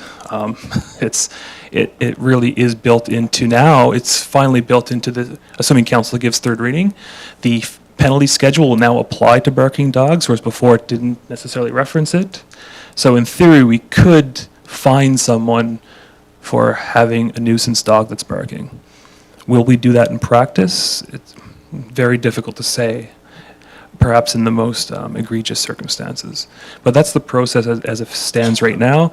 But yeah, the language in that piece of the CSB needs to be improved, no question. But I think for service level, we need to really decide, is it something that's worth spending CPO time on? And if so, to what extent are we going to enforce it? And at which level? Yes, go ahead, Deputy Walsh. Yeah, just a supplementary. So it's not saying that we would go to court to get a judgment against that person. That person, through a fine, would appeal it, and then we would go to court. Fair. So by the word court, the best I can explain it, assuming my explanation is accurate, is that it would be a provincial ticket, which is then appealable to the Court of King's Bench, essentially. And then the process will play out as is. But we would never take someone civilly to court for a nuisance dog. We would leave that up to the adjacent property owner if they wanted to do that. But right now, it's a fee structure that would be escalated to provincial ticket and then fought as needed in the courts. But it rarely escalates to that point, to be honest with you. So. Nothing further, Deputy Mayor? Thank you. Any further? Councillor Ryan. Thank you, Mayor Dahl, and through you to CEO, and then that was one of the reasons why I decided to bring up the dogs at large at the last meeting as a heads up to discuss further, because as Council Walsh pointed out, there is that particular item, but there is a few others in the bylaw that is very difficult to enforce, and why have something in writing if it's not enforceable. So certainly something we can have conversations with in the future. Thank you. Yes, very good question. Thank you very much. If there's nothing further, and this will be coming back to us, I would ask for a motion, please. Councillor Blatz? Thank you, Mayor Dahl. I move that council gives third reading to bylaw 2023-06, Community Standards Bylaw, as presented. Thank you, Councillor Blatz. I will then call for the vote. Those in favor? That's carried. Thank you very much for the discussion, and we will move down to page 134 in your agenda. This is the bylaw 2023-11, the election bylaw, and we are looking for first, second, consent, and final reading. CEO Williams? Thanks again, Mayor Dahl. So just like a PMP meeting last week, this bylaw is before council with recommended 3 readings plus consent, with one small change, if you recall, the notwithstanding clause that was in there, which has been made to section 32 of the bylaw. Everything else is as noted last Monday. So if there's happy to answer any other questions, but if not, we recommend 3 readings today. I'd like to thank our legislative clerk that spent numerous hours, copious hours on this, and what a great job she's done as well. I'll then ask for first reading. I see Councillor Cummings for first reading. Thank you, Madam Mayor. I move that first reading be given to the Town of Olds Municipal Election Bylaw 2023-11 as presented. Thank you. I will ask for this reading only if there's any further questions before we move further. I will call for the vote. Those in favor? That's carried. Now, I saw Councillor Wilson. Second reading, please. Thank you, Mayor Dahl. I make the motion that second reading be given to Town of Olds Municipal Election Bylaw 2023-11 as presented. Thank you. I will then call for the vote. Those in favor? That is carried. I'm looking for unanimous consent to move forward for third and final reading. Councillor Daly. Thank you, Mayor Dahl. I move that unanimous consent be given to third reading to the Town of Olds Municipal Election Bylaw 2023-11 as presented. Thank you, Councillor Daly. I will call for the vote. Those in favor? That's carried. And third and final reading. Deputy Mayor Walsh. Yeah, I move that third reading be given to Town of Olds Municipal Election Bylaw 2023-11 as presented. Thank you. I will call for the vote. Those in favor? That is carried. Thank you. We will move down to new business at this point in time, page 141 of your agenda, 5A, and this is the new to you reserve fund transfer. CEO Williams? Thank you again, Mayor Dahl. Doug and Sheena are here if you have any specific questions, but given the closure of New to You and the rescindment of the policy, the last step in wrapping up the New to You operations is to close the reserve and transfer the remaining balance to our general reserve. So there's 14,000 and change left following close-up costs and some support to the Hospice Society getting the building transferred over. Any questions? Happy to take it. Questions? Seeing none, I'd ask for a motion, please. Councillor Ryan? Thank you, Mayor Dahl. I move that the balance of the new to you reserve fund of $14,341.28 be transferred to the general reserve and the new to you reserve be closed. Thank you, Councillor Ryan. I will call for the vote. Those in favor? That is carried. Thank you. I call you to page 142 at this time, item 5B, and this is the Chief Administrative Officer's evaluation, to which the elected officials, mayor, and all council members have completed. I would ask for a motion. Go ahead, Councillor Cummings. It's new wording. I haven't seen it this way before. So be it resolved that council conducted the annual evaluation of the Town of Olds Chief Administrative Officer in May of 2023 in accordance with Section 205.1 of the Municipal Government Act, and further that council approve the 2022-2023 performance evaluation for Mr. Brent Williams, the CAO, for the Town of Olds. Thank you. At this time, I was just going to say, is there any additional information anybody would like to add, other than the fact, thank you for staying for another year? If not, I'll call the vote. Those in favor? That is carried. Thank you. Congratulations, C.O. Williams. Now we will move to page 143, please, item 5C, Public at Large Appointment, Olds Municipal Library Board. And this does not have to, this came straight to council as housekeeping. So we'll move forward and I'll ask for a motion. Yes, Councillor Wilson?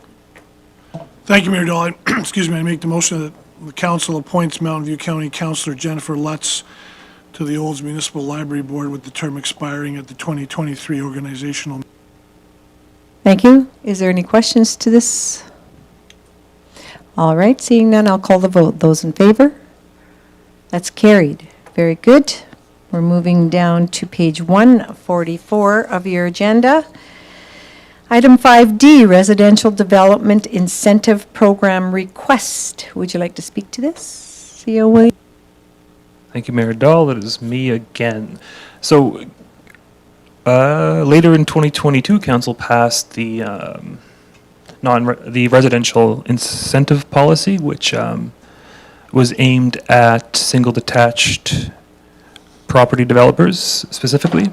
When at minimum 7 new lots were created, there would be a 3-year scaled tax incentive on the municipal portion of taxes. One thing I missed on there was Williams Avenue, which is being developed by Richardson's. No relation, I wish, but I was under the assumption that had been on the tax roll for a year already, making it non-exempt, when in fact 2023 is the first time the Williams Avenue lots appeared on our tax roll. So it puts it in that gray area, which I'm bringing to council today. If the Richardson family requested consideration under this policy, just because it was a few months too early to be considered properly, such as the Vistas development, for example. If council would approve a one-time exemption to allow the Williams Avenue development to be part of this incentive program. So the recommendation is that it be approved, but obviously it's up for discussion at council's Thank you very much. Do we have questions? Thank you for that explanation. I'll ask for a motion. Councillor Blatz. Thank you, Mayor Dahl. I move the council approve the inclusion of Williams Avenue development in the Residential Development Incentive Program. Thank you, Councillor Blatz. I will call for the motion. Those in favor? That is carried. It sounds awesome when you say, well, why aren't you living in there? Oh. Well, that's a different Politics. story. Right, for sure. All right, please move to page 145 of your agenda, and this is 5E, tax cancellation request to do with accredited supports to the community. Are you directing this? Okay, we'll be speaking Director of Finance, Sheena. Thank you. As Mayor just mentioned, this is to do with a request for the cancellation of property taxes on 2 properties owned by accredited supports to the community. Previously, both of these properties were exempt from taxation under the Community Organization Property Tax Regulation. However, no application was received in 2023. This was, as is stated in the letter attached to your agenda, due to a misunderstanding after the email was sent out and led to no application being submitted. Administration is asking for special consideration today to cancel the property taxes on both of these properties, as they do meet all of the requirements of the regulation and would have been recommended for exemption with the other community organizations when they were presented in January. Does council have any questions? Yes, Councillor Cummings. Thank you, Madam Mayor. So fully in support of it. I just wanted to give kudos out to Ms. Joyce for actually writing a letter saying, hey, this was entirely my fault, and asking for a correction to her mistake. Accredited Supports for Community is a massively beneficial organization for our community and our special needs folks. So I'm hugely in support of this. I'll raise my arm up even higher than normal. Thank you. So you're able to vote on this. You're no longer a board member? Were you not a board? Oh, I thought you said you were, but congratulations to that. That's very good. So I would ask for a motion, please. Councillor Blatz. Thank you, Mayor Dahl. I move that the 2023 property taxes owing on roll number 3818100 be written off. Do you want both of them in one? I think they're talking about separate roll numbers. We'll Yes. just do them separately. That's what Thank I you, thought. Councillor Thank you. Blatz. I would ask then, those in favor? That's carried. And then again, you had your hand up previously, Councillor Cummings. Do you want to do the second one? Sure thing. I move that the 2023 property taxes owing on roll 4301800 be written off. Thank you. Those in favor? That's carried. We are now moving down to page 153, item 5F. And I see Director of Finance is leaving, so CEO Williams. Thank you, Mayor Dahl. And yes, back to me. So this RFD is for angle parking on 50th Street between 50th Avenue and 51st Avenue. If you recall the presentation from April Jemayev with Uptown Olds back in the fall, one of the requests was on parking. First, she just described the pressure a lot of businesses face or feel they face with the lack of parking in the Uptown area, and that we consider more angled parking, specifically on 50th Street. The direction from council shortly thereafter was that administration conduct a survey of adjacent businesses on 50th Avenue and just the general Uptown membership, which was just recently completed in partnership with Uptown. I'm not sure if it's included in there, but I have it in front of me. I believe it was 12, 2, 4, 6, 8, 10, 13 businesses were polled on and around 50th Avenue, both Uptown members and non-Uptown members, and it was unanimous that they would support a change to angle parking on 50th Street. Sorry. So the recommendation, based on council's request, is that we implement angle parking accordingly. Thank you. My question is, do we have the option in the future if we find out that the angle parking creates any safety issues with regards to, again, I'm sorry to say, but jaywalking, except for an example? Thanks for the question. Yeah, just like you have the power to implement angle parking, you have the power to rescind it. This does require some financial impacts just because of the paint purchases and whatnot, but that's was also considered in Uptown Olds' community grants application recently as well, so that's covered. 51st Street to the south has the same setup, except the angle parking, I believe, is on the south side of the road. 50 is actually a few feet wider based on our GIS aerial measurements, so it wouldn't be much different than the traffic safety implications currently faced on that street. Thank you, Councillor Blatz, and then Deputy Mayor Walsh. Thank you, Mayor Dahl, and through you to CEO Williams. So I was curious to see that it was going to be on the north side and not the south side. That was going to be one of my questions. So I was more thinking it would be logical on the south side of the road, strictly because people would be coming from the west. You wouldn't be cutting that corner, whereas if you happen to be going south and turning to the right to go west, you know, you're going to come around the corner right away and you're going to have people on angle parking. Hopefully everybody will watch for it. And, you know, that wouldn't be so much of an issue, but I was just wondering about the traffic flow and what the reasoning was for the north side as compared to the south side. And I was part of my concern too was, would we review this if we did find out that, you know, people along there were safety issues?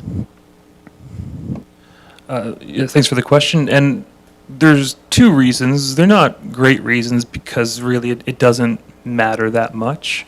The first reason, 51st is already on the south side of the road, so figured it could be more convenient for traffic from the east to have that option. The second, across on the south side of the road, there is a handicap stall, which chances are we'll have to add an additional one as well, and that angle parking doesn't seem to work as well for handicapped parking. So that was our logic, but again, is it sound logic? No, it can be either side of the street, in my opinion, but that's why we chose the north side. Thank you Yes. for that clarification. Deputy Mayor Walsh? I guess my thinking was along similar lines because of that right turn off of 50th Avenue. You're going to lose a couple parking spots there. You can't have people backing out into an intersection. So I'm just curious, you're going to lose 2, maybe 3 parking spots because you do have an alley. And I do believe there is a handicap parking on the north side also. So I'm just wondering what the net amount of parking you're gaining. I'm thinking that usually there's a bump out of that type of, that's a costly engineered process to just control traffic somewhat, making those right-hand turns. I'm kind of the same mind that the south side would probably be a better option. Thank you very much, Deputy Mayor Walsh. Go ahead, Councillor Cummings. Thanks, Mayor. So, because my business is right around the corner there and we do a lot of parking on those two streets, or my clients do a lot of parking on those two streets, the south side has 2 parking lot entrances. One where the food bank goes in and then another one further on for the provincial building. So right there you got 2 roadways plus the alleyway, whereas on the north side there's just the alleyway and then it's all curb after that. So there would obviously be more space for parking spaces on the north side than there is on the south side, simply because of the 3 entranceways on the south side. So I would be supportive of the north side. The right-hand turn issue, I get it, but either direction you're taking a right-hand turn, right? So you're either turning right going north on 51st Avenue onto 50th Street, or you're turning west, right? So right-hand lanes, either way, the reality is there. And same with the lost parking spot. As you first turn, you always have that yellow curb issue there. So I would be much more in favor of the north side, simply because of the lack of those 2 other entranceways would provide more parking. My opinion on that one. So I'm good on that one. But I did want to ask a question. Oddly enough, I found a really odd angle parking sign on 52nd Street. So 52nd Street between 51st Street or 50th Avenue and 51st Avenue is the church. I can't remember what kind of church it is there. The Presbyterian Church, thank you. They have a sign there it's angle parking on Sundays only. I've never seen it before. My wife pointed it out to me. I thought it was kind of odd that you can actually put a sign up for angle parking only certain days of the week and no angle parking on the regular every other day. I do realize that people do that in front of the other church on 51st Street by 49th Avenue, 51st Avenue and 49th Street. A lot of people do that switch out on that stuff. Have we considered that for the downtown streets? I don't know if that would be more beneficial or less beneficial or just outright confusing. For bringing that to our attention. Actually, that was in the days of actually Councillor Walsh and myself as well. And did you not do that also in front of the, it was a request from your church of the day? No, churches did request angle parking on Sundays, and yeah, it was permitted. Good question, though. So what we see in front of us, then I'll ask for a motion for, and if we're all confident, then our CEO has stated that if safety factors come up in the future, we can certainly readdress them. Councillor Daly? Thank you, Mayor Dahl. I move that council direct Chief Administrative Officer to implement angle parking on the north side of 50th Street from 50th Avenue to 51st Avenue. Thank you. It was a good conversation and dialogue around the table, so I'll call for the vote. Those in favor? That opposed? That's carried. Thank you. And moving to page 154, please. This is the development permit 23052 for outdoor storage. Sorry.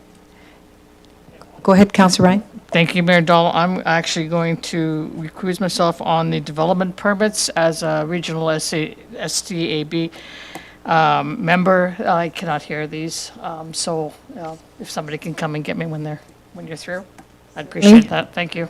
I appreciate and honor your request. So Councillor Ryan is leaving the room at 3:09 p.m.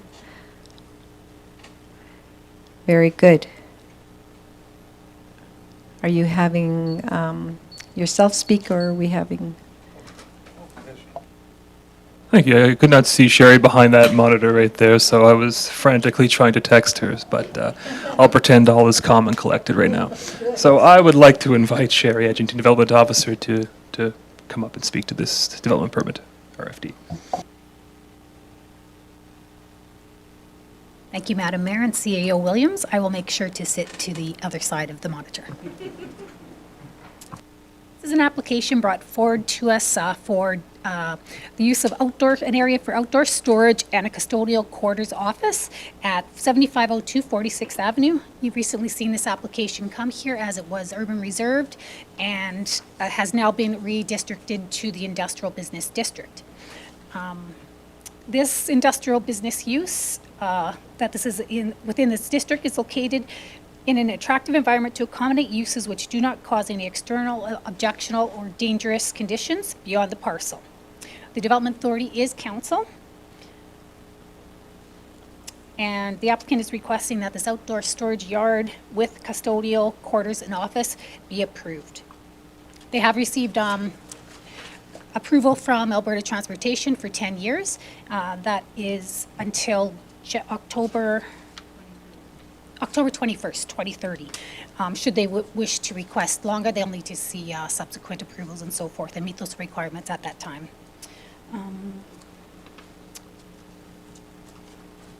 And getting to the conditions, I've spoken with the applicant, and they would like to possibly revise condition number 2 from within 12 months to change that to 2 years. The rationale for this was that they live in Winnipeg currently, and it could be difficult for them to transition to this location and get everything to work when they're not in the province. Very much for that information. Open the floor to council for any questions. I see none. Oh, sorry, Councillor Cummings. Sorry about that, Mayor. I was just trying to find part to condition there, but I'm going to go back to where I was for my question, just a second. On page, I got a minute, 160, the sketch of the layout of the drawing, if I read this correctly, all of these X'd out areas, so pretty much the entire perimeter storage units and these 6 sections in the rear of the property, these are not approved by the Ministry of Transportation. Is that what I'm reading correctly? You are reading it correctly where they have only approved 150 units. The applicant has selected to put the ones in that are not X'd off. Thank you. Thank you, Councillor Cummings. Any further? Seeing none, then I'd ask for a motion, please. Yes, Deputy Mayor Walsh. Thank you, Mayor. I move that council approve development permit application 23-052 as presented and subject to conditions listed in the attached draft development permit.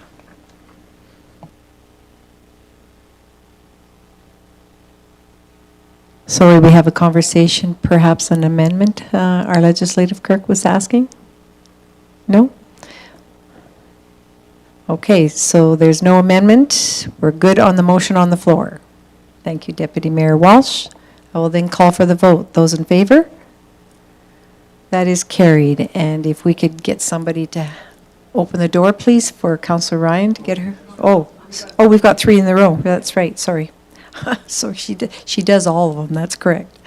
All right, moving down to page 163, please. You may as well stay there then.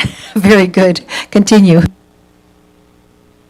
This is another application for, this one is a storage yard use, and that's a discretionary use where council once again is the development authority. They are proposing to store holiday trailers at this location with possible future plans to put sea cans on there, but that would need another permit approval at that time. There have been many discussions between myself and the applicant. Discussions have included any changes to the access onto the property or removal of the trees will be at the applicant's expense, and that's primarily due to the reason that his development would be influencing these changes and would be at his cost. The applicant is also wanting to strip the topsoil on site where they have solid clay base and then have gravel on top of that. And conversations have been with the applicant that should you decide to put a building on there that requires landscaping, you may have to remove portions of that in order to be able to have trees or grass, etc., to be able to sustain on that property. I have had various discussions with the applicant in regards to some of the conditions. So if you turn to the development permit 23054, number 4.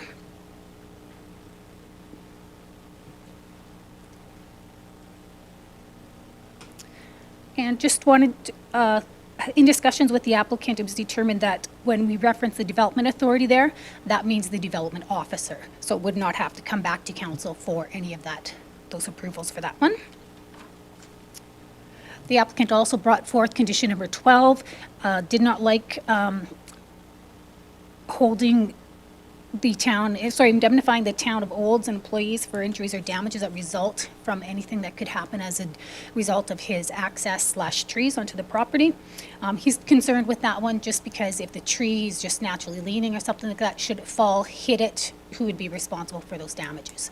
I told him I would bring that forward and get comments and feedback on that.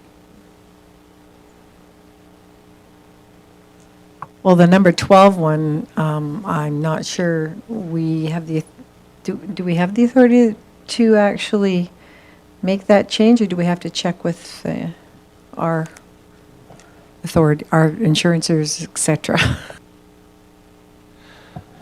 Good question. I think 12 is a fairly standard clause, just that the applicant would be committing to not hold the town liable for any actions that occur either on his land or during access to our land for tree removal. Now, that doesn't mean that action can't be taken. It really is up to the courts to decide, but I believe having it in there gives us a bit more protection. However, not having it is also really not a big deal either. Just because everything ends up in court when it goes wrong. But so. Good, thank you for bringing that information back. Any further questions? Councillor Cummings? Thank you, Madam Mayor. So I'm a little confused about this whole tree issue. These trees that they're talking about, not just in section 12, but in the entranceway and all that stuff, are these trees that are on his property? Or trees that are on municipal roadways that need to be cut down? Because I'm confused about why the town needs to be concerned about them chopping down their trees. Or is it the town going in to cut trees that may interfere with their property? So I'm just a little confused about that whole conversation there. That's a good question, because there's tons of the trees on the outside. This property's quite been on our plate for several years. I think the ones that you're showing in the picture here are actually in his yard, though, aren't they? They are not. And I can discuss that further if you wish. Please do. Those trees are on town-owned property. The applicant and property owner does need permission to do anything to those trees because they have been well-established and have been there for a while. Since his development is changing how those trees can be in place, because it'll infringe on how the traffic will go onto his property, which is most likely suggested will be big trucks, those trees will be hit. So due to his development on the property, that is why he's responsible for those associated fees. Good question that you brought up. Okay, so are we okay then to move forward with a motion? I would ask for a motion, please. Did you put, Councillor Blatz, page 163. Thank you, Mayor Dahl. I was trying to get back to the proper page. I move that council approve development permit application 23-054 as presented, subject to the conditions listed in the attached draft development permit. Very good. I'll call for the vote. Those in favor? I had a question. Oh. So are we voting now, sorry, thank you, Mayor Dahl. Are we voting now based on the exclusion of clause 12 there, the indemnification? No, we're leaving that in. Okay, Yes. thanks for that clarity. Okay, so I will call for the vote once again. Those in favor? That's carried. Thank you. Good question. Thank you, Councillor Wilson. Moving down to page 175, again, go ahead and move forward, please. Thank you, Madam Mayor. This application is for an additional accessory building onto the property. This came to our notice when the applicant had applied for a compliance letter, and it was noted that the addition, well, the existing shed that's on the property with the existing garage exceeds the allowed for this size of a parcel. The maximum allowable for this size of a parcel is 70 meters squared.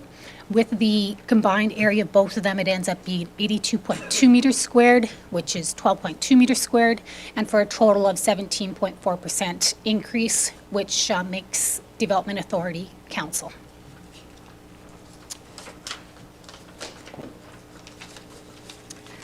And we recommend approval to it, subject to the 5 conditions. But I'd also like to point out there's a clerical error in number 2. It shouldn't say 7 feet 6 inches. It should say 885 feet squared. Thank you. You asking for an amendment with the motion there? Yes, thank you. Further questions? Councillor Daly. Thank you, Mayor Dahl, through you to Development Officer. So this is an approval of a building that's already existing that they did not get a permit for initially, but they built it anyway. Yes, that is correct.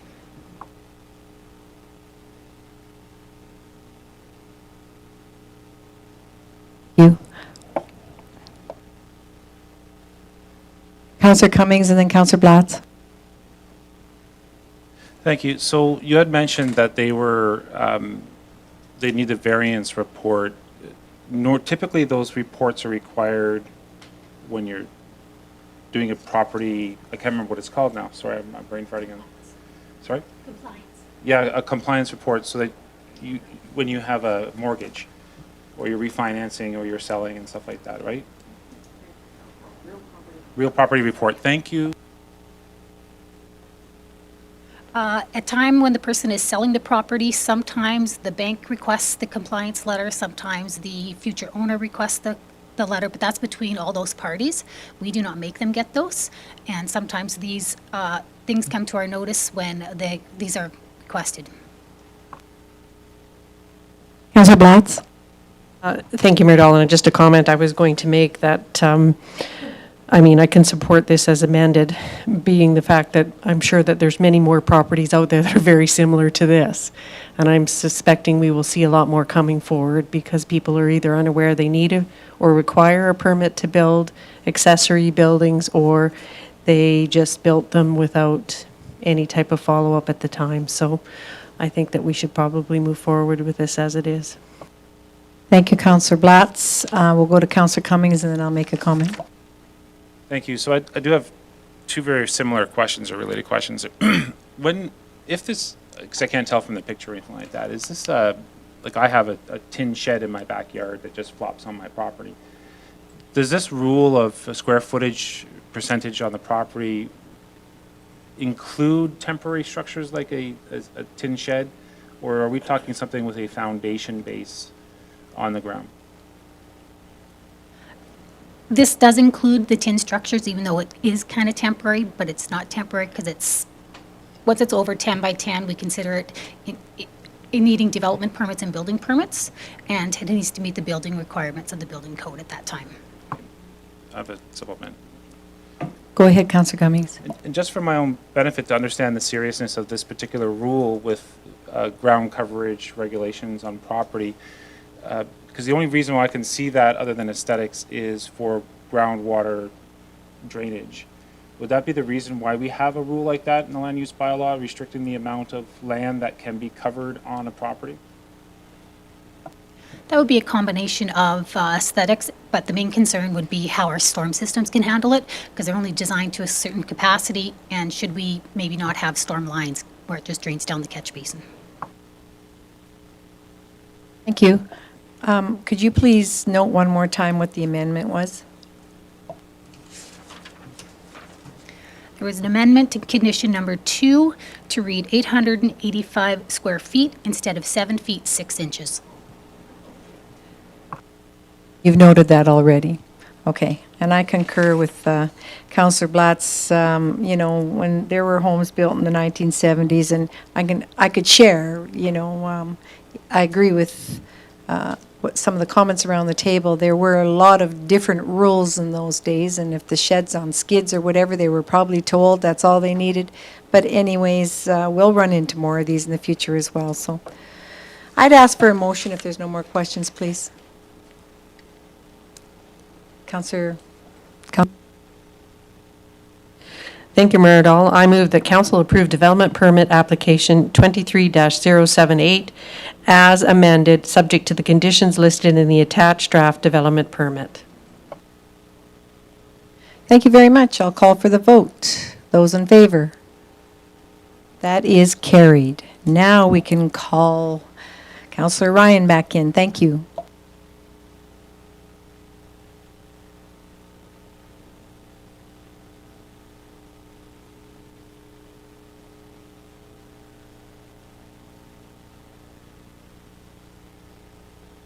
Councillor Ryan reconvenes at 3:25 p.m. They have a little bit of a conversation going on. Okay, 3:25 p.m. Marcy, thanks. All right, thank you, Lou. We will move to page 183 in your agenda, please. CAO report and action list. CO Williams? Yes, thank you, Mayor Dahl. There are a few things attached to the agenda package. One is the action item list, which had just one addition, nothing striked off yet. The report of problem summary from May, including some comments received last month, I believe from Councillor Wilson, to provide a year-to-date total on all sections. As you can see, the primary, the popular subjects are ones that are quite timely for our service level review, with road issues, garbage collection, and Parks and Trail service levels, all coming in 1, 2, and 3 respectively. Also attached is a first iteration of the ONET shareholder update, which in our unanimous shareholder agreement says that the corporation CEO or delegate and the town CAO shall stay in regular communication. We still have 2 elected officials on the ONET board still, but I thought this is a good time to introduce it, and happy to take feedback on information that council thinks I could bring forward in open session as opposed to closed session. As we know, ONET is a private for-profit corporation, so not everything can be shared, unfortunately, in an open council session, as we are in a competitive environment. But some highlights from this, I will not go through them all, but the big topic du jour at ONET is the conversion from the legacy Minerva platform to the SBL TV platform, which I believe folks at ONET and certainly us here at the town are very excited for. Transition to a cloud-based platform, which essentially becomes like a Netflix type app on your TV or your mobile device, where it travels with you anywhere you go, your ONET TV subscription. It is in beta test right now with a few select users, ONET employees, along with some customers who are experiencing most of the issues, or the most frequent issues with the Minerva platform. Mid-June is the targeted date for the full release, and that will take what we're estimating to be 12 months to roll it out to the entire subscription base.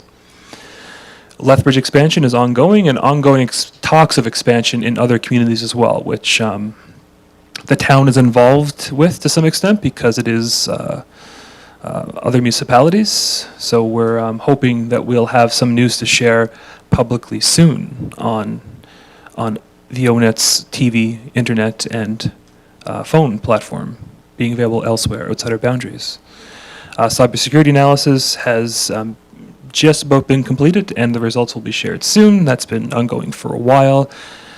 All debenture payments have been made to date, and our ONET town lobbying effort with the government took place from January to the call of the election. I believe it was a success. We didn't have a lot of goals for it. I will share the final report with council. I did mean to send it to you offline, but you'll see it soon enough. Provincial and federal connections were made in those departments most responsible for broadband policy and broadband funding. And yeah, it's an interesting environment right now with how many public dollars are being distributed and the wishy-washy rules around those dollars. So it was a learning experience. But happy to take any comments on that. I'll finish up with my final 2 things, if you don't mind, and then maybe just stop for any the holistic Q&A, if you wish. I mentioned, Councillor Walsh brought up barking dogs. I just want to mention dogs as a whole. You'll see on social media the town is having a public campaign aimed at abandoned dogs. We have noticed a marked increase since the spring this year in dogs being abandoned in town. Shelters across the province are full. We are trying our best to house these dogs, so we've started a foster program, inviting members of the public to contact us if they're interested in fostering dogs. We are getting upwards of several dogs a week. It takes a lot of resources, a lot of money to house, feed, and care for these dogs, especially if they haven't been cared for well prior. Significant strain on our already finite resources. So you'll see a few posts over the next few weeks directed at that. Bit of better news to share. I did send council an email regarding 52nd Street, which is planned for a 2 or 3 block under deep service replacement this year. We wanted to go all the ways to 50th Avenue with a budget amendment. Our tenders came back much lower than expected for the 3 blocks. So that savings, along with us foregoing Memorial Drive resurfacing, because that came in far over budget, will actually cover off the full extent of that extra block in addition. And so it is, I believe, cheaper to finish off 52nd Avenue. That will be the full extent of the underground servicing on that street, and also some water issues we were experiencing, as I referenced previously. So that was nice to see. The last thing, I mentioned off-site levies in the affordable housing presentation. Off-site levies, for mainly people watching, they're developer-paid fees that are collected by the town to service the future impacts of a development. So for instance, if Sundial, for instance, were to build again, we know that that development's going to put pressure on our water and sewer system, on our stormwater system, on the roads around Sundial. So the province allows all municipalities to have an off-site levy bylaw to collect fees associated from large developments. So large-scale residential, small to large-scale, industrial and commercial are all responsible for that. One of the caveats, you have to keep it updated. It's a very vague word. Our last update, I believe, was 2019, so we're doing another update this year. We do have some of, as we found out, perhaps the lowest off-site levy fees in the entire province. We will be adjusting those upward, not drastically, but certainly to hopefully keep pace with surrounding communities at the very least. Piece of that is developer engagement. So we have to invite local developers, either individually or through the associations such as BUILD, to attend a public information session. So we're scheduling that, it looks like, for June 21st in the afternoon at a time to be determined, and location to be determined. Council doesn't need to attend, but essentially our planning development staff will be on hand to receive feedback, answer questions about this off-site levy update. We don't anticipate a large pushback from the developer community because our fees are drastically lower than anyone even near us, let alone larger centers. So, and that's all I had. Thank you. I'll open the floor. Is there any questions? Councillor Blatz? Thank you, Mayor Dahl. No questions, just a couple of comments on your ONET shareholder update. It's very encouraging to see that the SBL would be coming, hopefully, maybe this week, almost mid-June. And I'm also very encouraged by your lobbying efforts. I think that's great to hear. Hopefully, we'll get something substantial out of that, or in some kind of support for our ONET and our efforts there. So I appreciate this information, and I'm quite sure the general public is also going to appreciate this information.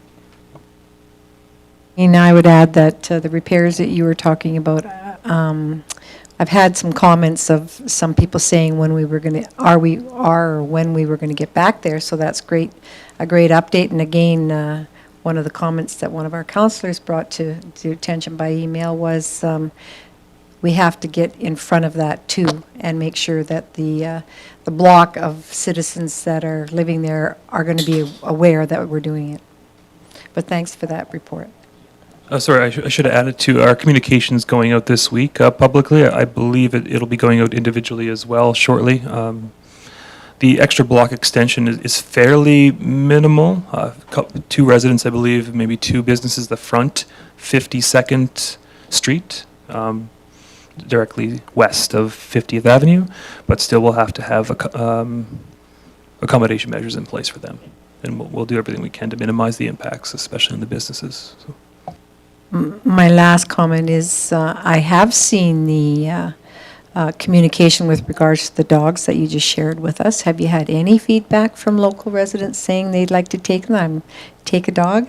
I know somebody that likes dogs. I'm looking at her. I haven't heard anything yet. Motion, please, on the floor. Oh, sorry, did you have your hand up? Oh, I forgot. Okay, Councillor Cummings. Thank you, Madam Mayor. So I do have a couple of questions, actually. In a previous report, you talked to us about the water leaks that were discovered at the Silver Links mobile home community, I'll call it, not really a trailer park, and that there was some ongoing work, including the plan to install a master meter into that space. How's the work going in that space, and have we discovered any more, rectified any more issues with that water leak? Thank you for the question. I should have included that. I believe Councillor Walsh brought up a report from the SRD last month about significant spike in usage from the town of Olds. Silverlink had a significant leak around that time, we found out, which unfortunately occurred before the meter was installed. So there's obviously infrastructure issues in that park.